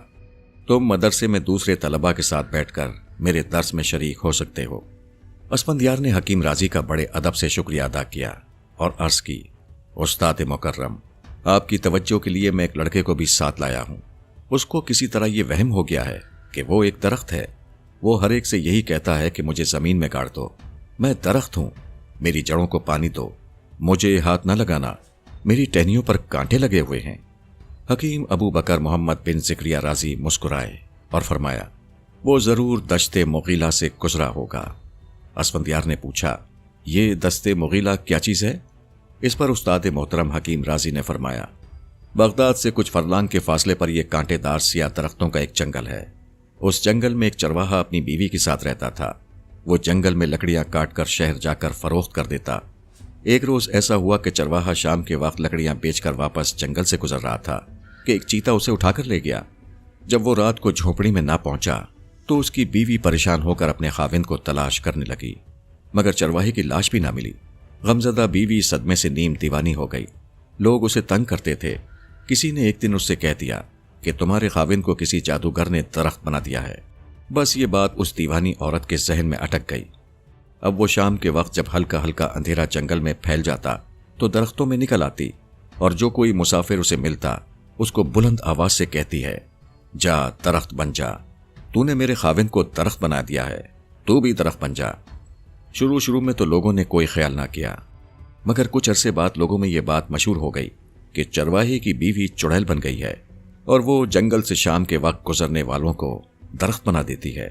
جیسا کہ لوگوں کی عادت ہوتی ہے کہ وہ کوئی اس قسم کی بات سنتے ہیں تو آگے بڑھا چڑھا کر سناتے ہیں۔ چنانچہ کچھ لوگوں نے تو یہاں تک مشہور کر دیا کہ انہوں نے اپنی آنکھوں سے ایک مسافر کو درخت بنتے دیکھا ہے۔ اس کے بعد یہ آسیبی جنگل مشہور ہو گیا۔ دن کے وقت تو لوگ یہاں لکڑیاں وغیرہ کاٹنے آ جاتے۔ سورج غروب ہونے کے بعد کوئی اس جنگل کا رخ نہیں کرتا تھا۔ مجھے یقین ہے کہ تمہارے اس دوست لڑکے کے ساتھ بھی ایسا ہی ہوا ہے۔ وہ اس جنگل سے شام کے وقت گزرا ہوگا۔ چرواہے کی دیوانی بیوی نے اچانک سامنے آ کر اس سے کہا ہوگا کہ جا درخت بن جا، اور نفسیاتی طور پر تمہارے اس دوست کے دماغ میں یہ وہم جڑ پکڑ گیا کہ وہ درخت بن گیا ہے۔ اسفندیار بڑے غور سے حکیم رازی کی باتیں سن رہا تھا۔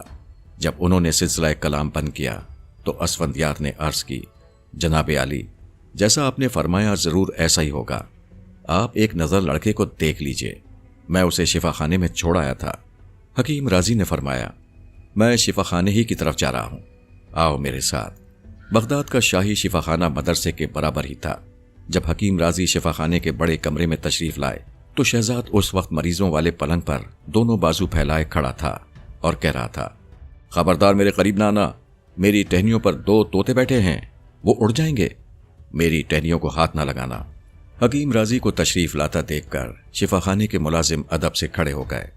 اسفندیار نے عرض کی، استاد محترم، یہی وہ لڑکا ہے جسے یقین ہو گیا ہے کہ میں درخت ہوں۔ شہزاد کو کچھ ہوش نہیں تھا۔ اس نے حکیم رازی کو اپنی طرف بڑھتے ہوئے دیکھا تو فوراً پکار اٹھا، میرے قریب نہ آئیے، میری ٹہنیوں پر بیٹھے ہوئے طوطے اڑ جائیں گے۔ حکیم رازی نے شفا خانے کے خاص ملازموں کو اشارہ کیا۔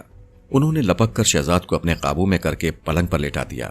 شہزاد چلاتا رہا، میرے طوطے اڑ گئے، ارے میرے طوطے اڑ گئے، پکڑو پکڑو، میرے درخت کی ٹہنیاں نہ توڑو، مجھے زمین میں گاڑ دو، ارے میں تو درخت ہوں۔ اتنی دیر میں حکیم رازی کے دوسرے اشارے پر شفا خانے کے ایک ملازم نے شہزاد کا منہ کھول کر ایک خاص دوائی کے چند قطرے حلق میں ٹپکائے۔ اس دوائی کے اثر سے شہزاد پر نیند کا غلبہ ہو گیا اور وہ گہری نیند سو گیا۔ تمام طلبہ پلنگ کے ارد گرد جمع ہو گئے۔ وہ یہ دیکھنے کو بےتاب تھے کہ اسلامی دنیا کا یہ سب سے بڑا طبیب اور حکیم اس لڑکے کا کس طرح علاج کرتا ہے۔ شہزاد سو رہا تھا۔ اسفندیار بھی حکیم صاحب کے پہلو میں کھڑا تھا۔ ایک طالب علم نے سوال کیا، شیخ محترم، اسے یہ مرض کیسے لاحق ہو گیا؟ حکیم رازی نے فرمایا، عزیز طلبہ، یہ کوئی مرض نہیں جو اس لڑکے کو لاحق ہوا ہے، بلکہ خیال ہے جو اس کے تحت الشعور میں بٹھا دیا گیا تھا کہ تم درخت ہو۔ یہ خیال دشت مغیلہ کے چڑیل نے اس کے دماغ میں ڈالا ہے۔ ضرور اس سے پہلے کچھ لوگ جنگل سے گزرے ہوں گے جنہوں نے اس لڑکے کو کہا ہوگا کہ شام ہونے سے پہلے یہاں سے نکل جاؤ، نہیں تو تلالہ چڑیل تمہیں درخت بنا دے گی۔ یہ تلالہ بیچاری اس بدنصیب چرواہے کی بیوی ہے جس کو خاوند کی جدائی کے صدمے نے دیوانہ بنا دیا، اور لوگوں نے اسے چڑیل کہنا شروع کر دیا۔ بس لڑکے کے ذہن میں یہ خیال بیٹھ گیا، اور جب تلالہ اس کے سامنے آئی تو جا درخت بن جا، تو پھر نفسیاتی طور پر اس لڑکے کو یقین ہو گیا کہ میں درخت بن گیا ہوں۔ اسفندیار نے پوچھا، استاد محترم، کیا ایسا ہر شخص کے ساتھ ہو سکتا ہے؟ حکیم رازی نے فرمایا، نہیں، ایسا صرف ان لوگوں کے ساتھ ہوتا ہے جن کے اندر ایمان اور ارادے کی طاقت کمزور ہوتی ہے۔ جن لوگوں کا اللہ اور اس کے رسول صلی اللہ علیہ وسلم پر پختہ ایمان ہوتا ہے وہ وہموں سے پاک ہوتے ہیں، ان پر کوئی جادو بھی اثر نہیں کر سکتا۔ جادو بھی کمزور ایمان والے لوگوں پر اثر کرتا ہے۔ ایک اور طالب علم نے پوچھا، شیخ مکرم، اس نفسیاتی مرض کا علاج کس طرح ہوگا؟ حکیم رازی نے فرمایا، اس کا ایک ہی علاج ہے کہ اسے نفسیاتی طور پر یقین دلا دیا جائے کہ یہ درخت نہیں ہے، انسان ہے۔ اس کے لیے مریض کے ذہن سے ایک خیال کو نکال کر اس کی جگہ دوسرا خیال بٹھانا ہوگا۔ یہ لڑکا اس وقت نیند کی حالت میں ہے، لیکن میں اس کی طرف متوجہ ہو کر جو کچھ کہوں گا وہ یہ سنے گا۔ اس وقت اس کا شعور سو رہا ہے، مگر شعور کا نچلا حصہ یعنی تحت الشعور بیدار ہے۔ اسی حصے میں چڑیل نے یہ خیال بٹھا دیا ہے کہ یہ درخت ہے، مجھے اس درخت کے اس خیال کو جڑ سے اکھاڑنا ہے۔ پھر حکیم رازی نے گلدان کی طرف اشارہ کرتے ہوئے فرمایا، اس گلدان میں سے درخت کی ٹہنی نکال کر مجھے دو۔ اسفندیار نے اسی وقت گلدان میں سے درخت کی ٹہنی نکال کر شیخ صاحب کی خدمت میں پیش کر دیا۔ ٹہنی کے ساتھ سبز پتے لگے ہوئے تھے۔ حکیم رازی نے شہزاد کے سرانے کی جانب کھڑے ہو کر کہا، تمہارا نام کیا ہے بیٹے؟ شہزاد سو رہا تھا، مگر اس کے ہونٹ اپنے آپ کھلے اور نیند بھری آواز میں بولا، میرا نام شہزاد ہے۔ میں خواب کی دنیا میں عظیم مسلمان حکیم شیخ ابو بکر رازی سے ملنے کے لیے یہاں آیا تھا، لیکن درخت بن گیا، اب میں درخت ہوں۔ شیخ رازی نے فرمایا، تم انسان ہو، درخت نہیں ہو۔ تمہارے اندر ایک خیال ہے جو درخت بن گیا ہے، میں اس خیالی درخت کو تمہارے سامنے جڑ سے اکھاڑ کر پھینک رہا ہوں۔ اس کے ساتھ ہی حکیم رازی گلدان والی ٹہنی شہزاد کے کان کے قریب لے گئے اور اسے توڑنے لگے۔ ٹہنیوں کی ٹوٹنے کی آواز آ رہی تھی۔ حکیم رازی نے شہزاد سے کہا، وہ درخت ٹوٹ چکا ہے بیٹے، جس نے تم پر اپنا سایہ ڈالا ہوا تھا۔ کیا تم نے اپنے درخت کے ٹوٹنے کی آواز نہیں سنی؟ ہاں، میں نے درخت کے ٹوٹنے کی آواز سنی ہے۔ شہزاد کے ہونٹ اپنے آپ یہ جملہ بول رہے تھے۔ حکیم رازی نے کہا، بیٹے اب آنکھیں کھول دو، اب تم پھر سے انسان بن گئے ہو، اللہ کا نام لے کر آنکھیں کھول دو۔ شہزاد نے آنکھیں کھول دیں اور حیرانی سے ایک پرنور بزرگ چہرے کو آنکھوں کے سامنے دیکھا۔ وہ جلدی سے اٹھ کر بیٹھ گیا اور پوچھنے لگا، میں کہاں ہوں؟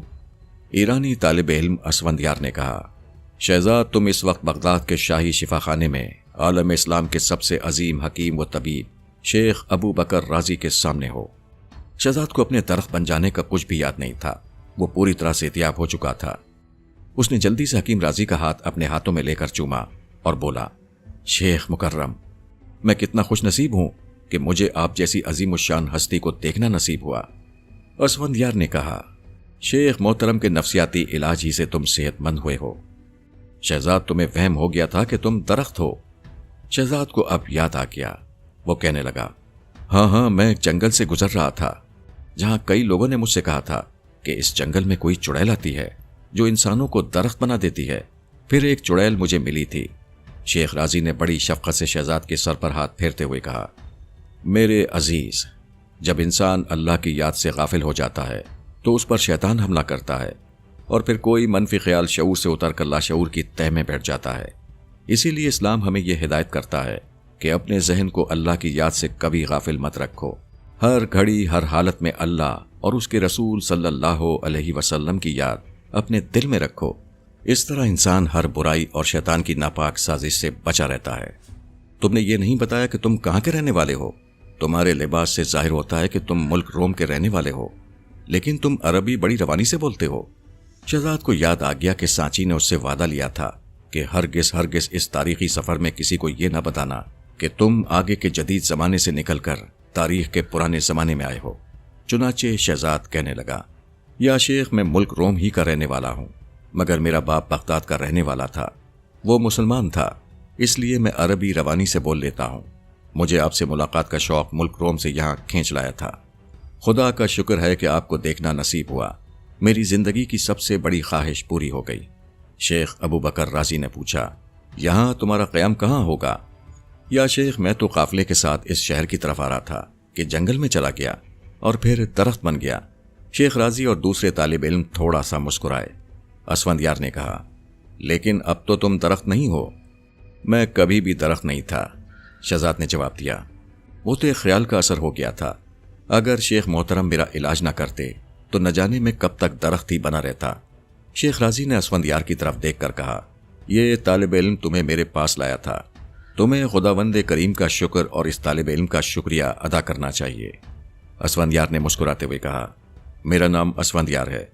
شہزاد نے اسفند یار کا شکریہ ادا کیا اور کہا، یا شیخ میں جب تک بغداد میں ہوں آپ کے پاس ہی رہنا چاہتا ہوں تاکہ روزانہ آپ کا درس سنوں۔ شیخ ابو بکر راضی اٹھ کھڑے ہوئے۔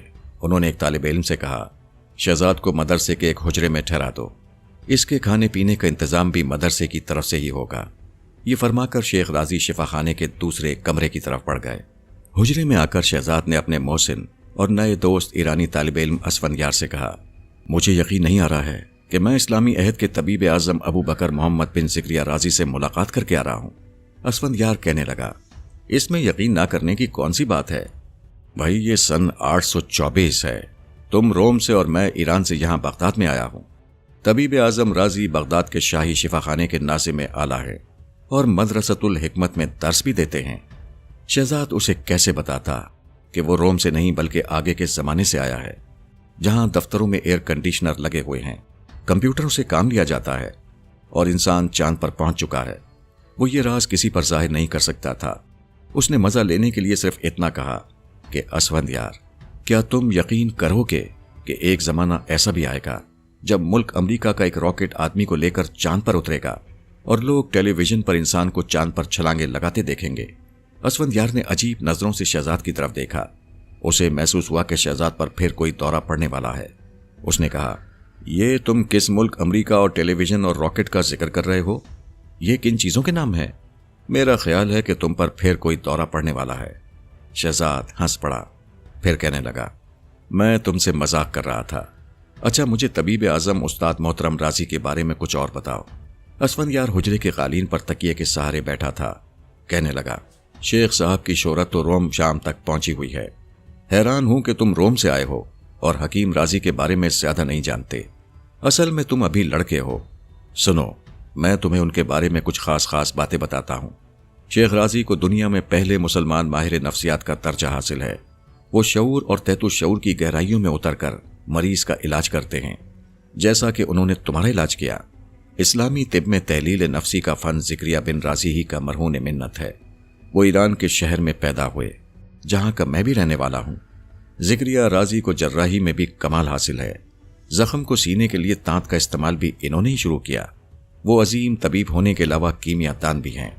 وہ اس وقت تک مختلف موضوعات پر 150 سے زائد کتابیں لکھ چکے ہیں۔ شہزاد کے منہ سے اچانک نکل گیا، اور ان میں سے اکثر کتابوں کا انگریزی فرانسیسی میں ترجمہ ہو چکا ہے اور پیرس، لندن اور ویانا کی یونیورسٹیوں میں پڑھائی جاتی ہیں۔ اسفند یار نے ایک بار پھر چونک کر شہزاد کی طرف دیکھا اور کہنے لگا، شہزاد تم پر ابھی مرض کا اثر باقی ہے۔ میرا خیال ہے تمہیں طبیب اعظم سے ایک بار پھر معائنہ کروانا ہوگا۔ یہ تم اچانک عجیب الفاظ منہ سے نکالنے لگے ہو۔ شہزاد کو بڑی ہنسی آ رہی تھی، لیکن وہ سنجیدہ بنا رہا اور کہنے لگا، میرے دوست مجھے معاف کر دینا، کبھی کبھی ایسا ہو جاتا ہے، مجھے خود معلوم نہیں ہوتا کہ میں کیا کہہ رہا ہوں۔ اچھا حکیم محترم رازی کے بارے میں کچھ مزید بتاؤ۔ اسفند یار نے کچھ سکون کا سانس لیتے ہوئے کہا، استاد رازی پہلے ہمارے ایران کے شہر رے کے شاہی شفا خانے میں تھے۔ خلیفہ مقتفی نے انہیں بغداد بلا لیا اور یہاں کے عظیم الشان شفا خانے کا ناظم بنا دیا۔ چنانچہ تم نے خود دیکھ لیا ہے کہ حکیم رازی یہاں کی درسگاہ میں طب کی تعلیم بھی دیتے ہیں۔ انہوں نے چیچک کا علاج یعنی ٹیکہ ایجاد کیا، اور پھر انہوں نے سب سے پہلے چیچک اور خسرہ پر ایک کتاب لکھی۔ انہوں نے اپنی ایک کتاب میں سب سے پہلے موتیا بند کے لیے آنکھ کی جراحی کا ذکر کیا ہے۔ شہزاد کے منہ سے بے اختیار نکل گیا، آج انگلینڈ اور جرمنی کے ہسپتالوں میں سرجن موتیا بند کا آپریشن اسی طریقے سے کرتے ہیں جیسے کہ حکیم رازی نے کر دکھایا تھا۔ اسفند یار نے سر پٹاتے ہوئے کہا، یہ تم کیا جن بھوتوں والے الفاظ استعمال کر رہے ہو؟ یہ آپریشن، سرجن، ہسپتال، یہ سارے الفاظ تم کہاں سے لے آئے ہو؟ شہزاد نے جلدی سے کہا، ارے معاف کرنا دوست، اب میں ایسا کوئی لفظ منہ سے نہیں نکالوں گا۔ I am really sorry. ہیں؟ اسفند یار چونکا، یہ ابھی تم نے کیا کہا تھا؟ شہزاد اٹھ کر کھڑا ہوا اور یہ کہہ کر حجرے سے باہر نکل گیا کہ میں ذرا بغداد شہر کی سیر کر لوں، اس طرح میری طبیعت بہل جائے گی۔ اس کے جانے کے بعد اسفند یار نے سوچا کہ شہزاد کی حالت پھر بگڑتی جا رہی ہے۔ इस पर अचानक दौरे पड़ते हैं। हकीम साहब को दोबारा दिखाना ही होगा। दूसरी तरफ शहजाद बगदाद के बने हुए पुराने तर्ज के नेम रोशन गली कूचों की सैर कर रहा था। ये लोग पुराने जमाने का लिबास पहने हुए थे। औरतों के चेहरे नकाब में छुपे हुए थे। दुकानें सामान से भरी हुई थीं। एक जगह शहजाद को बड़ी आलीशान हवेली नजर आई। हवेली के बाहर 2 हबशी गुलाम पहरा दे रहे थे। शहजाद ने एक दुकानदार से पूछा, भाई ये किसकी हवेली है? दुकानदार ने कहा, तुम बगदाद शहर में अजनबी लगते हो। ये हवेली अली बाबा की है। वो अलिफ लैला के 40 चोरों वाला अली बाबा? शहजाद के मुंह से फिर अचानक निकल गया। दुकानदार का मुंह खुले का खुला रह गया। वो हैरानी से शहजाद का मुंह तकने लगा। ये क्या बक रहे हो? तब शहजाद को अपनी हिमाकत का एहसास हुआ कि अलिफ लैला तो शायद अभी लिखी भी नहीं गई होगी। उसने फौरन कहा, माफ करना भाई, मैं यूं ही ऊंट पटांग बक गया था। ये बताओ कि अली बाबा के पास इतनी दौलत कहां से आ गई? मैंने तो सुना है कि वो एक गरीब लकड़हारा था। दुकानदार कहने लगा, हाँ, कल तक तो वो एक गरीब लकड़हारा ही था, मगर न जाने कहां से कोई खजाना इसके हाथ लग गया। उसने हवेली भी खरीद ली और अब ठाट बाट से जिंदगी बसर करता है। शहजाद के दिल में ख्वाहिश पैदा हुई कि वो अली बाबा को देखे जिसकी कहानी उसने बचपन में पढ़ी थी। वो अली बाबा की हवेली में गया। हबशी गुलाम ने उसे अंदर जाने से रोक दिया। शहजाद हवेली की पिछली दीवार फलांग कर अंदर चला गया। 4 दीवारी के दरमियान फव्वारा लगा था। शाम हो चुकी थी। बरामदे में एक जगह कमरे में शम्मा रोशन थी। शहजाद ने खिड़की के साथ कान लगा दिए। अंदर कोई औरत गमजदा आवाज में कह रही थी, अली बाबा, कासिम अगर मेरा खाविंद है तो तुम्हारा चचाजाद भाई भी है। वो सुबह सुबह तुम्हारे बताए हुए खजाने की तलाश में गया था, लेकिन अभी तक नहीं आया। खुदा के लिए उसका पता करो, मैं तो गम से निढाल हूं। अली बाबा ने कहा, भाभी तुम घबराओ नहीं, मैं अभी जाकर पता करता हूं। मैंने तो उसे यह भी बता दिया था कि खुल जा सिमसिम कहने से गार का रास्ता खुल जाएगा और बंद हो जा सिमसिम कहने से गार का रास्ता अपने आप बंद हो जाता है। फिर उसने इतनी देर क्यों लगा दी?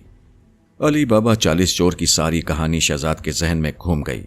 अली बाबा जब डाकुओं के गार से हीरे जवाहरात और अशरफियों के थैले समेट कर अपने घर आया था तो अपने चचाजाद भाई कासिम के घर से उसने मर्जीना लौंडी को भेजकर तराजू मंगवाया था ताकि अशरफियों को तोल सके। कासिम की बीवी ने तराजू के एक पलड़े के नीचे मोम लगा दिया था ताकि ये पता चल सके कि अली बाबा क्या चीज तोलना चाहता है। जब तराजू वापस आया तो उसके पलड़े के नीचे अशरफी मोम के साथ चिपकी हुई थी। तब कासिम वो अशरफी लेकर अली बाबा के पास आया और कहने लगा, अली भाई, मैं जानता हूं कि तुम्हारे हाथ बहुत दौलत लगी है, क्या तुम उसमें से अपने भाई को हिस्सा नहीं दोगे? अली बाबा ने कासिम को खुलकर सारी बात बता दी और कहा कि वो भी डाकुओं के गार जाए और जितना चाहे खजाना उठाकर ले आए। उसने कासिम को वो इस्म भी बता दिया जिससे गार खुल जाता है और फिर बंद हो जाता है। कासिम सख्त लालची था। वो गधे लेकर डाकुओं के गार के सामने पहुंच गया और खुल जा सिमसिम का इस्म पुकारा। गार का दरवाजा खुल गया। कासिम ने गार के अंदर जाते ही बंद हो जा का इस्म बोलकर गार का मुंह बंद कर दिया और दोनों हाथों से हीरे जवाहरात और अशरफियों से भरे हुए थैले गधे पर लादने लगा। जब वो काफी खजाना लाद चुका तो वापसी का इरादा किया, मगर गार के बंद दरवाजे के पास आकर वो खुल जा सिमसिम का इस्म भूल गया। उसे कुछ याद नहीं आ रहा था कि गार का दरवाजा खोलने वाला इस्म क्या था। वो घबरा गया, न जाने क्या क्या बोलता रहा, मगर खुल जा सिमसिम उसकी जबान पर ना आ सका। इतने में डाकू आ गए। उनके सरदार ने बाहर खड़े होकर खुल जा सिमसिम का इस्म पुकारा। गार का मुंह खुल गया। डाकू अंदर आ गए। कासिम अशरफियों के बोरे के पीछे छुप गया। डाकुओं को पहले ही शक था कि कोई चोर उनके पीछे गार में आता है और माल दौलत समेट कर ले जाता है। अब जो उसने गधों पर अशरफियों और जवाहरात के थैले लदे देखे तो तलवार खींच ली और चीख कर कहा, चोर अभी गार में ही है, वो जाने ना पाए। डाकुओं ने फौरन कासिम को तलाश कर लिया। सरदार ने तलवार के एक ही वार से कासिम की गर्दन उड़ा दी और उसकी लाश को गार की छत से लटका दिया। जब सारा दिन गुजर गया और कासिम घर ना पहुंचा तो उसकी बीवी दौड़ी दौड़ी अली बाबा के पास आई। अब आगे शहजाद खुद अली बाबा 40 चोर की कहानी में दाखिल हो गया था। वो इस कहानी को अपनी आंखों के सामने ड्रामे की शक्ल में स्टेज होते देख रहा था। अली बाबा ने कासिम की बीवी को तसल्ली देकर वापस भेज दिया और खुद गधे पर सवार होकर रात की तारीकी में बगदाद शहर के बाहर डाकुओं के गार की तरफ चल पड़ा। शहजाद ने भी हवेली से निकलकर अली बाबा का ताक़ुब शुरू कर दिया। वो ये देखना चाहता था कि क्या अली बाबा 40 चोर की कहानी वाकई सच्ची है। अली बाबा गार के सामने गधे से उतर पड़ा। तारों की हल्की हल्की रोशनी चारों तरफ फैली हुई थी। अली बाबा ने इधर उधर नजर डाली कि वहां कोई उसे देख तो नहीं रहा। शहजाद अचानक उसके सामने आ गया। अली बाबा ने यह जाहिर किया कि वो जंगल में रास्ता भूल गया है। शहजाद से पूछने लगा, बेटा, शहर बगदाद को यहां से कौन सा रास्ता जाता है? शहजाद ने मुस्कुराकर कहा, आप बगदाद शहरी से तो आ रहे हैं। इस पर अली बाबा कुछ घबरा गया। कहने लगा, नहीं बेटा, मैं तो बगदाद जा रहा हूं, रास्ता भूल गया था। शहजाद ने करीब आकर कहा, मोहतरम, मैं जानता हूं आप अली बाबा हैं और आप डाकुओं के गार में अपने चचाजाद भाई को तलाश करने आए हैं। उसका नाम कासिम है। अब तो अली बाबा बहुत ही हैरान हुआ कि इस लड़के को यह सब कुछ कैसे मालूम हो गया। अली बाबा ने पूछा, लड़के, तुम कौन हो? क्या तुम कोई जादूगर हो? शहजाद ने हंसकर कहा, मैं जादूगर नहीं हूं, लेकिन सब जानता हूं। मुझे वो इस्म के अल्फाज भी मालूम है जिसके बोलने से सामने वाले गार का मुंह खुल जाता है, और मुझे यह भी मालूम है कि गार के अंदर तुम्हारे चचाजाद भाई की लाश लटक रही है। अली बाबा हक्का बक्का होकर शहजाद का मुंह तकने लगा। शहजाद ने कहा, मैं अभी वो अल्फाज कहकर गार का मुंह खोलता हूं। इतना कहकर शहजाद ने बुलंद आवाज में वही इस्म दोहराया, खुल जा सिमसिम। एक गड़गड़ाहट के साथ गार का मुंह खुल गया। यूं ही अली बाबा गार में दाखिल हुआ, ये देखकर उसकी आंखों में आंसू आ गए। छत के साथ कासिम की लाश लटक रही थी और उसका कटा हुआ सर नीचे पड़ा था। डाकू वहां नहीं थे। अली बाबा को यकीन हो गया कि शहजाद किसी जादूगर का बेटा है। शहजाद ने अली बाबा से कहा, मोहतरम, जल्दी से लाश उतारो और लेकर यहां से भाग चलो, डाकू किसी वक्त भी आ सकते हैं। अली बाबा ने कासिम की लाश समेटकर बोरी में बंद की और गधे पर लाद कर गार से बाहर निकल आया। शहजाद ने देख लिया था कि कासिम की लाश के एक पांव की जूती वहीं रह गई है। उसने जानबूझकर उसे ना उठाया और वहीं रहने दिया, क्योंकि वो जानता था कि अली बाबा 40 चोर की कहानी के मुताबिक इसी जूती को लेकर एक डाकू अली बाबा की हवेली का सुराग लगाएगा। फिर डाकू 40 कुप्पों में छुपकर अली बाबा की हवेली में दाखिल होंगे। उनका सरदार अपने आप को तेल का सौदागर जाहिर करेगा। अली बाबा की लौंडी मर्चीना उन कुप्पों में रात को खौलता हुआ तेल डालकर तमाम डाकुओं को हलाक कर देगी। शहजाद कासिम की लाश की जूती उठाकर अली बाबा 40 चोर की कहानी की कड़ियों को दरहम भरम नहीं करना चाहता था। अली बाबा शहजाद को भी अपनी हवेली में साथ ही ले आया। यहां कासिम की लाश को रातों रात कब्रिस्तान में दफन कर दिया गया। अली बाबा ने दूसरे दिन शहजाद को बड़े मजे के खाने खिलाए, नई पोशाक पहना दी और कहने लगा, बेटे शहजाद, तुम जादू जानते हो, मुझे बताओ कि कहीं डाकुओं के सरदार को पता तो नहीं चल जाएगा कि उनका खजाना मैंने लूटा है? शहजाद सोचने लगा, फिर बोला, मोहतरम अली बाबा, ये बात मैं आपको नहीं बता सकता, बल्कि यूं समझ लीजिए कि मुझे ये राज खोलने की इजाजत नहीं है, लेकिन इतना जरूर बता देना चाहता हूं कि आपको कुछ नहीं होगा। शहजाद ने अली बाबा से इजाजत ली और असफंदियार के पास हुजरे में आ गया। वो परेशानी से बोला, तुम रात कहां थे? शहजाद ने कहा, मैं शहर के एक सौदागर अली बाबा की हवेली में था। और फिर नई पोशाक दिखाकर कहने लगा, ये नई पोशाक मुझे अली बाबा ने लेकर दी है। असफंदियार ने बताया कि रात डाकुओं ने बगदाद के एक शहर के एक सौदागर के हाथ डाका डाला और माल और दौलत के साथ उसकी अकलौती बेटी को भी अगवा करके ले गए हैं। शहजाद को बड़ा दुख हुआ कि बेचारी लड़की डाकुओं के गार में सख्त परेशान होगी, उसकी मदद करनी चाहिए। उसने असफंदियार को कुछ न बताया और रात होने का इंतजार करने लगा। शहजाद को कई बार अपने जिन दोस्त सांची का ख्याल आया था, न जाने वो कहां होगा, किस हाल में होगा। उसे अपने तावीज की भी बहुत फिक्र थी, क्योंकि अगर तावीज न मिला तो वो वापस अपने जमाने में अपनी दुनिया में नहीं जा सकेगा, कभी नहीं जा सकेगा। लेकिन इस वक्त शहजाद सौदागर की अकलौती बेटी की मुसीबत का हाल सुनकर बहुत परेशान था। उसे यकीन था कि ये अली बाबा वाले ही 40 चोर यानी डाकू हैं जिन्होंने सौदागर की बेटी को अगवा किया है। जब रात का अंधेरा फैलने लगा तो शहजाद चुपके से हुजरे से निकला और डाकुओं के गार की तरफ चल पड़ा। डाकुओं के गार का रास्ता उसे आता था। वो ये भी जानता था कि गार का मुंह किन अल्फाज के पुकारने से खुलता है। वो जब गार के सामने पहुंचा तो चारों तरफ रात का सन्नाटा छाया हुआ था। शहजाद को सिर्फ एक खतरा था कि कहीं 40 डाकू गार के अंदर ना बैठे हों। उसने गार की दीवार से कान लगाए। गार में से कोई आवाज नहीं आ रही थी। डाकू रात के वक्त ही डाका डालने जाते थे। शहजाद ने सोचा और फिर वो गार की दीवार के सामने दोनों बाजू खोलकर खड़ा हो गया और बुलंद आवाज से पुकारने लगा, खुल जा सिमसिम। गड़गड़ाहट की आवाज के साथ गार का दरवाजा अपने आप खुल गया। शहजाद दौड़कर गार में दाखिल हो गया। अंदर जाते ही पलटकर उसने दूसरे अल्फाज कहे, بند ہو جا سمسم، اور غار کا دروازہ پھر بند ہو گیا۔ شہزاد غار کی دیوار کے ساتھ لگا دبے پاؤں آگے بڑھتا رہا۔ غار آگے جا کر گھوم جاتا تھا۔ آگے اسی طرح جگہ جگہ ہیرے جواہرات اور اشرفیوں کے ڈھیر لگے تھے۔ سونے چاندی کے برتن اور لوگوں کے گھروں سے لوٹا ہوا قیمتی سامان پڑا تھا۔ جب شہزاد کو یقین ہو گیا کہ غار ڈاکوؤں سے خالی ہے تو اس نے آواز دی، کوئی اندر ہے؟ 2-3 بار پکارنے پر ایک لڑکی کی کھٹی ہوئی آواز آئی، میں یہاں ہوں، مجھے یہاں سے نکالو۔ شہزاد آواز کی طرف لپکا، کیا دیکھتا ہے کہ ایک پتھریلے ستون کے پیچھے گہرا کڑا ہے جس میں ایک لڑکی رسیوں سے جکڑی پڑی ہے۔ لڑکی کے منہ پر کپڑا بندھا ہوا تھا۔ شہزاد جلدی سے گڑھے میں اتر گیا، لڑکی کے منہ پر بندھا ہوا کپڑا ہٹایا، رسیاں کھول کر اسے آزاد کیا اور کہا، گھبراؤ نہیں، میں تمہاری ہی تلاش میں یہاں آیا تھا۔ ڈاکو یہاں سے کب گئے تھے؟ لڑکی سخت گھبرائی ہوئی تھی۔ اس نے کہا، تھوڑی ہی دیر پہلے گئے تھے۔ شہزاد نے اسے گھڑے سے باہر نکالا۔ ایک جگہ دیوار کے ساتھ مشل چل رہی تھی۔ وہ لڑکی کو وہاں روشنی میں لے آیا اور اسے تسلی دینے لگا، میں تمہیں تمہارے گھر تک پہنچا دوں گا، فکر نہ کرو بہن۔ لڑکی رونے لگی، پھر کہنے لگی، یہ سب کچھ اس منحوس تعویذ کی وجہ سے ہوا ہے۔ پہلے روز میں نے اسے پہنا تو میری ماں بیمار ہو گئی، دوسرے دن ہمارا گھوڑا مر گیا، اور تیسری رات ڈاکوؤں نے ہمارا گھر لوٹ کر مجھے اغوا کر لیا۔ تعویذ کے نام پر شہزاد کچھ چونکا۔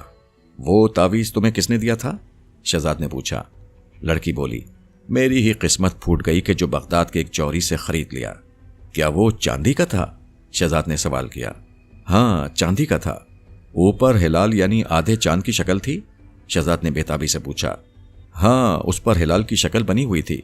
لیکن تم یہ سب کچھ کیوں پوچھ رہے ہو؟ شہزاد نے سر پکڑ لیا اور کہنے لگا، میری بہن، کیا تم بتا سکتی ہو کہ وہ تعویذ تم نے کہاں رکھا تھا؟ لڑکی نے بیزاری سے کہا، رکھنا کہاں تھا، کم بخت میرے گلے میں تھا، ڈاکوؤں نے اسے نوچ لیا۔ پھر تو وہ ضرور لوٹے ہوئے مال میں کہیں ہوگا۔ یہ کہہ کر شہزاد نے ادھر ادھر بکھری ہوئی چیزوں کی تلاشی لینی شروع کر دی۔ لڑکی نے اسے وہ سامان دکھایا جو ڈاکوؤں نے ان کے گھر سے لوٹا تھا، مگر ان میں بھی سانچی کا تعویذ کہیں نہیں تھا۔ لڑکی نے تعجب سے پوچھا، تم اس تعویذ کو کس لیے تلاش کر رہے ہو؟ شہزاد نے آہ بھر کر کہا، بہن، یہ بات میں تمہیں نہیں بتا سکتا، دعا کرو کہ مل جائے۔ ابھی شہزاد تعویذ تلاشی کر رہا تھا کہ غار کے باہر گھوڑوں کی ٹاپوں کی آواز بلند ہوئی۔ لڑکی نے گھبرا کر کہا، ڈاکو آ گئے، اب کیا ہوگا؟ پھر وہ رونے لگی۔ شہزاد اسے ساتھ لے کر غار کے دروازے کی طرف دوڑا کہ کھل جا سمسم کے الفاظ پڑھ کر باہر نکل جائے گا، لیکن باہر ڈاکو بھی غار کے دروازے پر پہنچ چکے تھے۔ باہر سے ڈاکوؤں کے سردار کی آواز آئی، کھل جا سمسم۔ شہزاد نے جلدی سے لڑکی کا ہاتھ پکڑا اور اسے لے کر غار میں پیچھے کی طرف بھاگا کہ ڈاکوؤں کی نظر سے بچ سکے، کیونکہ جب ڈاکو غار کے اندر داخل ہو رہے ہوں گے تو وہ لڑکی کو لے کر باہر نہیں نکل سکتا تھا۔ وہ غار کے پیچھے جا کر ستونوں میں چھپ گئے۔ لڑکی کا رنگ اڑ رہا تھا، ہونٹ خشک ہو رہے تھے، موت اسے سامنے نظر آ رہی تھی۔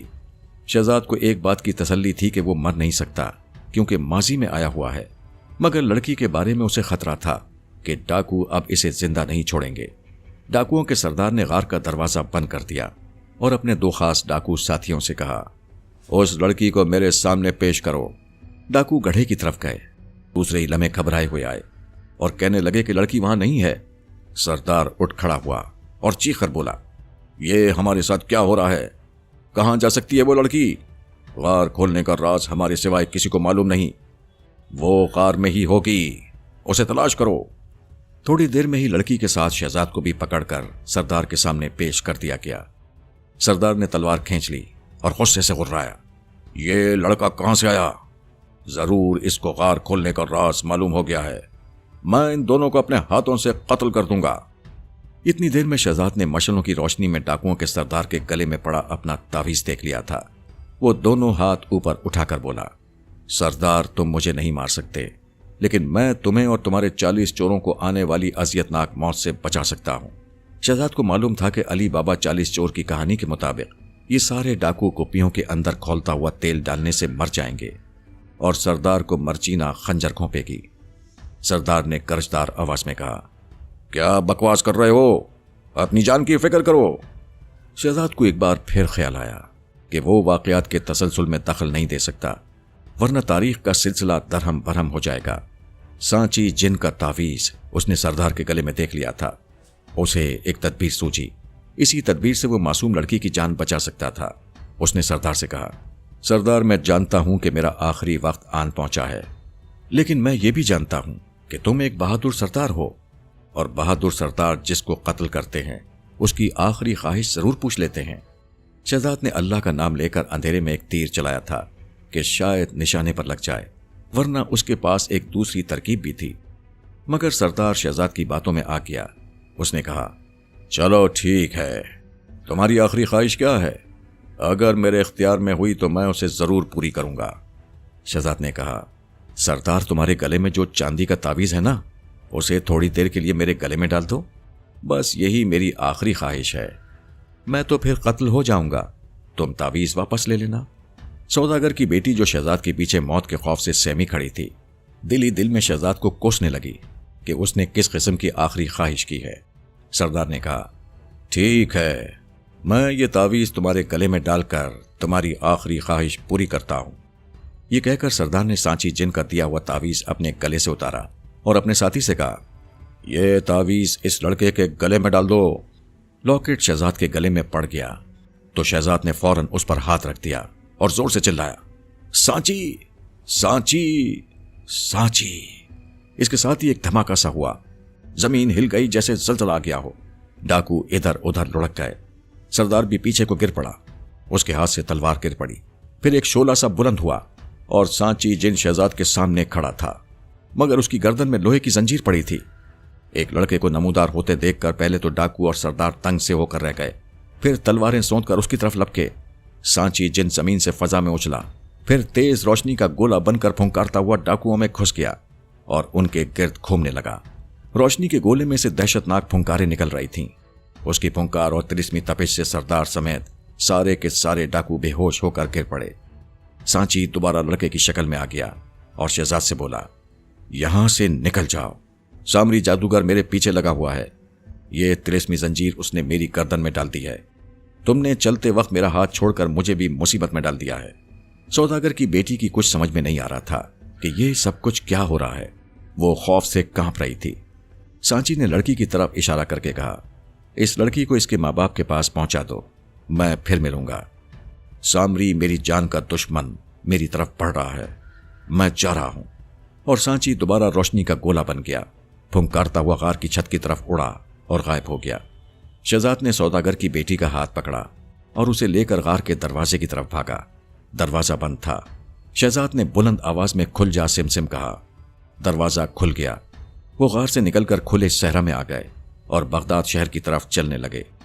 सौदागर की बेटी ने डाकुओं के चुंगल से निकलने के बाद अल्लाह का शुक्र अदा किया और शहजाद से कहने लगी, तुम जरूर कोई जादूगर हो जिसने एक जिन लड़का अपने कब्जे में कर रखा है। शहजाद कहने लगा, मैं जादूगर नहीं हूं। हाँ, जो तावीज तुमने चोरी से खरीद कर अपने गले में डाला था और जो बाद में डाकू ले उड़े और अब मेरे गले में है, ये मुझे मेरे दोस्त जिन सांची ने दिया था। और इसी तावीज की मदद से सांची हमारे पास आया और उसने डाकुओं से हमारी जान बचाई। लड़की ने कहा, लेकिन ये तावीज मेरे लिए तो बड़ा मनहूस साबित हुआ था। हाँ, लेकिन इसी तावीज के मालिक ने तुम्हारी जान भी तो बचाई है। मगर तुम्हारे जिन दोस्त के गले में जंजीर क्यों बंधी हुई थी? क्या वाकई उसे सामरी ने कैद कर रखा है? लड़की ने पूछा। शहजाद ने कहा कि इन बातों को अब तुम भूल जाओ और अपने माँ बाप के पास जाकर इत्मीनान से रहो। लड़की ने फिक्रमंद होकर कहा, लेकिन वो डाकू मेरे घर आकर मुझे फिर मार डालेंगे। उन्होंने तो हमारा घर देख रखा है। शहजाद कहने लगा, इसकी तुम फिक्र ना करो। 2-1 दिनों में ये सारे के सारे डाकू अली बाबा की हवेली में अपनी मौत आप मर जाएंगे। सौदागर की बेटी समझ ना सकी कि शहजाद ये क्या कह रहा है। लड़की का घर आ गया था। उसके माँ बाप बेटी की जुदाई में निढाल थे। शहजाद ने उनकी लड़की उनके हवाले की तो वो खुशी से निहाल हो गए। शहजाद ने लड़की को छोड़ा और सौदागर की हवेली से निकलकर सीधा मदरसे के हुजरे में आ गया। असफंदियार वहां नहीं था। शहजाद सो गया। सुबह उठकर उसने मस्जिद में नमाज पढ़ी और वापस हुजरे में आया। वहां असफंदियार मौजूद था। शहजाद ने उसे सांची जिन और तावीज के बारे में सब कुछ बता दिया और उससे कहा कि वो हकीम राजी से बात करके उसके दोस्त सांची को सामरी जादूगर की कैद से रिहाई दिलाए। असफंदियार ने कहा, राजी हकीम तबीब और फलसफी हैं, उनका इन बातों से कोई ताल्लुक नहीं। हाँ, मैं तुम्हें एक आमिल के पास लिए चलता हूं, वो शायद तुम्हारी मदद कर सके। असफंदियार शहजाद को साथ लेकर بغداد کی ایک گلی میں واقع عامل کے گھر لے آیا۔ وہاں دیواروں پر انسانوں اور جانوروں کی کھوپڑیاں لگی تھیں۔ عامل نے شہزاد کی بات غور سے سنی، پھر اس سے کہا، سانچی ایک مسلمان جن کا بیٹا ہے اور نیک دل لڑکا ہے۔ اس کے ہاتھ سے کبھی کسی کو تکلیف نہیں پہنچی۔ اس نے ہمیشہ دکھی لوگوں کی مدد کی ہے۔ میں اسے سامری کے ظلم سے ضرور نجات دلاؤں گا۔ تم ایسا کرو، یہاں سے تھوڑی دور ایک ٹیلے کے پاس ایک ببول کا درخت ہے۔ اس درخت پر 2 گدھ بیٹھے ہوں گے۔ تمہیں آتا دیکھ کر وہ آپس میں لڑنے لگیں گے۔ پھر ایک گدھ کا پر نیچے گرے گا۔ تم وہ پر اٹھا کر اپنی آنکھوں کے سامنے رکھو گے۔ تمہیں غیب کی چیزیں نظر آنا شروع ہو جائیں گی۔ تم مشرق کی جانب 100 قدم چلنا، آگے خشک کنواں آئے گا۔ کنویں کی سیڑھیاں اترو گے تو بائیں طرف ایک شگاف کے اندر سرنگ میں سانچی تمہیں مل جائے گا۔ بس اس سے زیادہ میں تمہاری کوئی مدد نہیں کر سکتا۔ جاؤ، اللہ تمہارے ساتھ ہے۔ شہزاد وہاں سے نکلتے ہی ٹیلے کی طرف روانہ ہو گیا۔ ٹیلے کے پاس آیا تو کیا دیکھتا ہے کہ ببول کا ایک درخت ہے جس کی ٹہنی پر 2 گدھ بیٹھے ہیں۔ شہزاد کو آتا دیکھ کر انہوں نے لڑنا شروع کر دیا۔ اتنے میں گدھ کا پر نیچے گر پڑا۔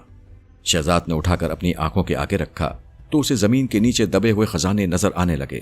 اس نے پر ہٹا لیا اور مشرق کی طرف چلنے لگا۔ پورے 100 قدم چلنے کے بعد ایک کنواں آ گیا جو بہت ہی گہرا تھا۔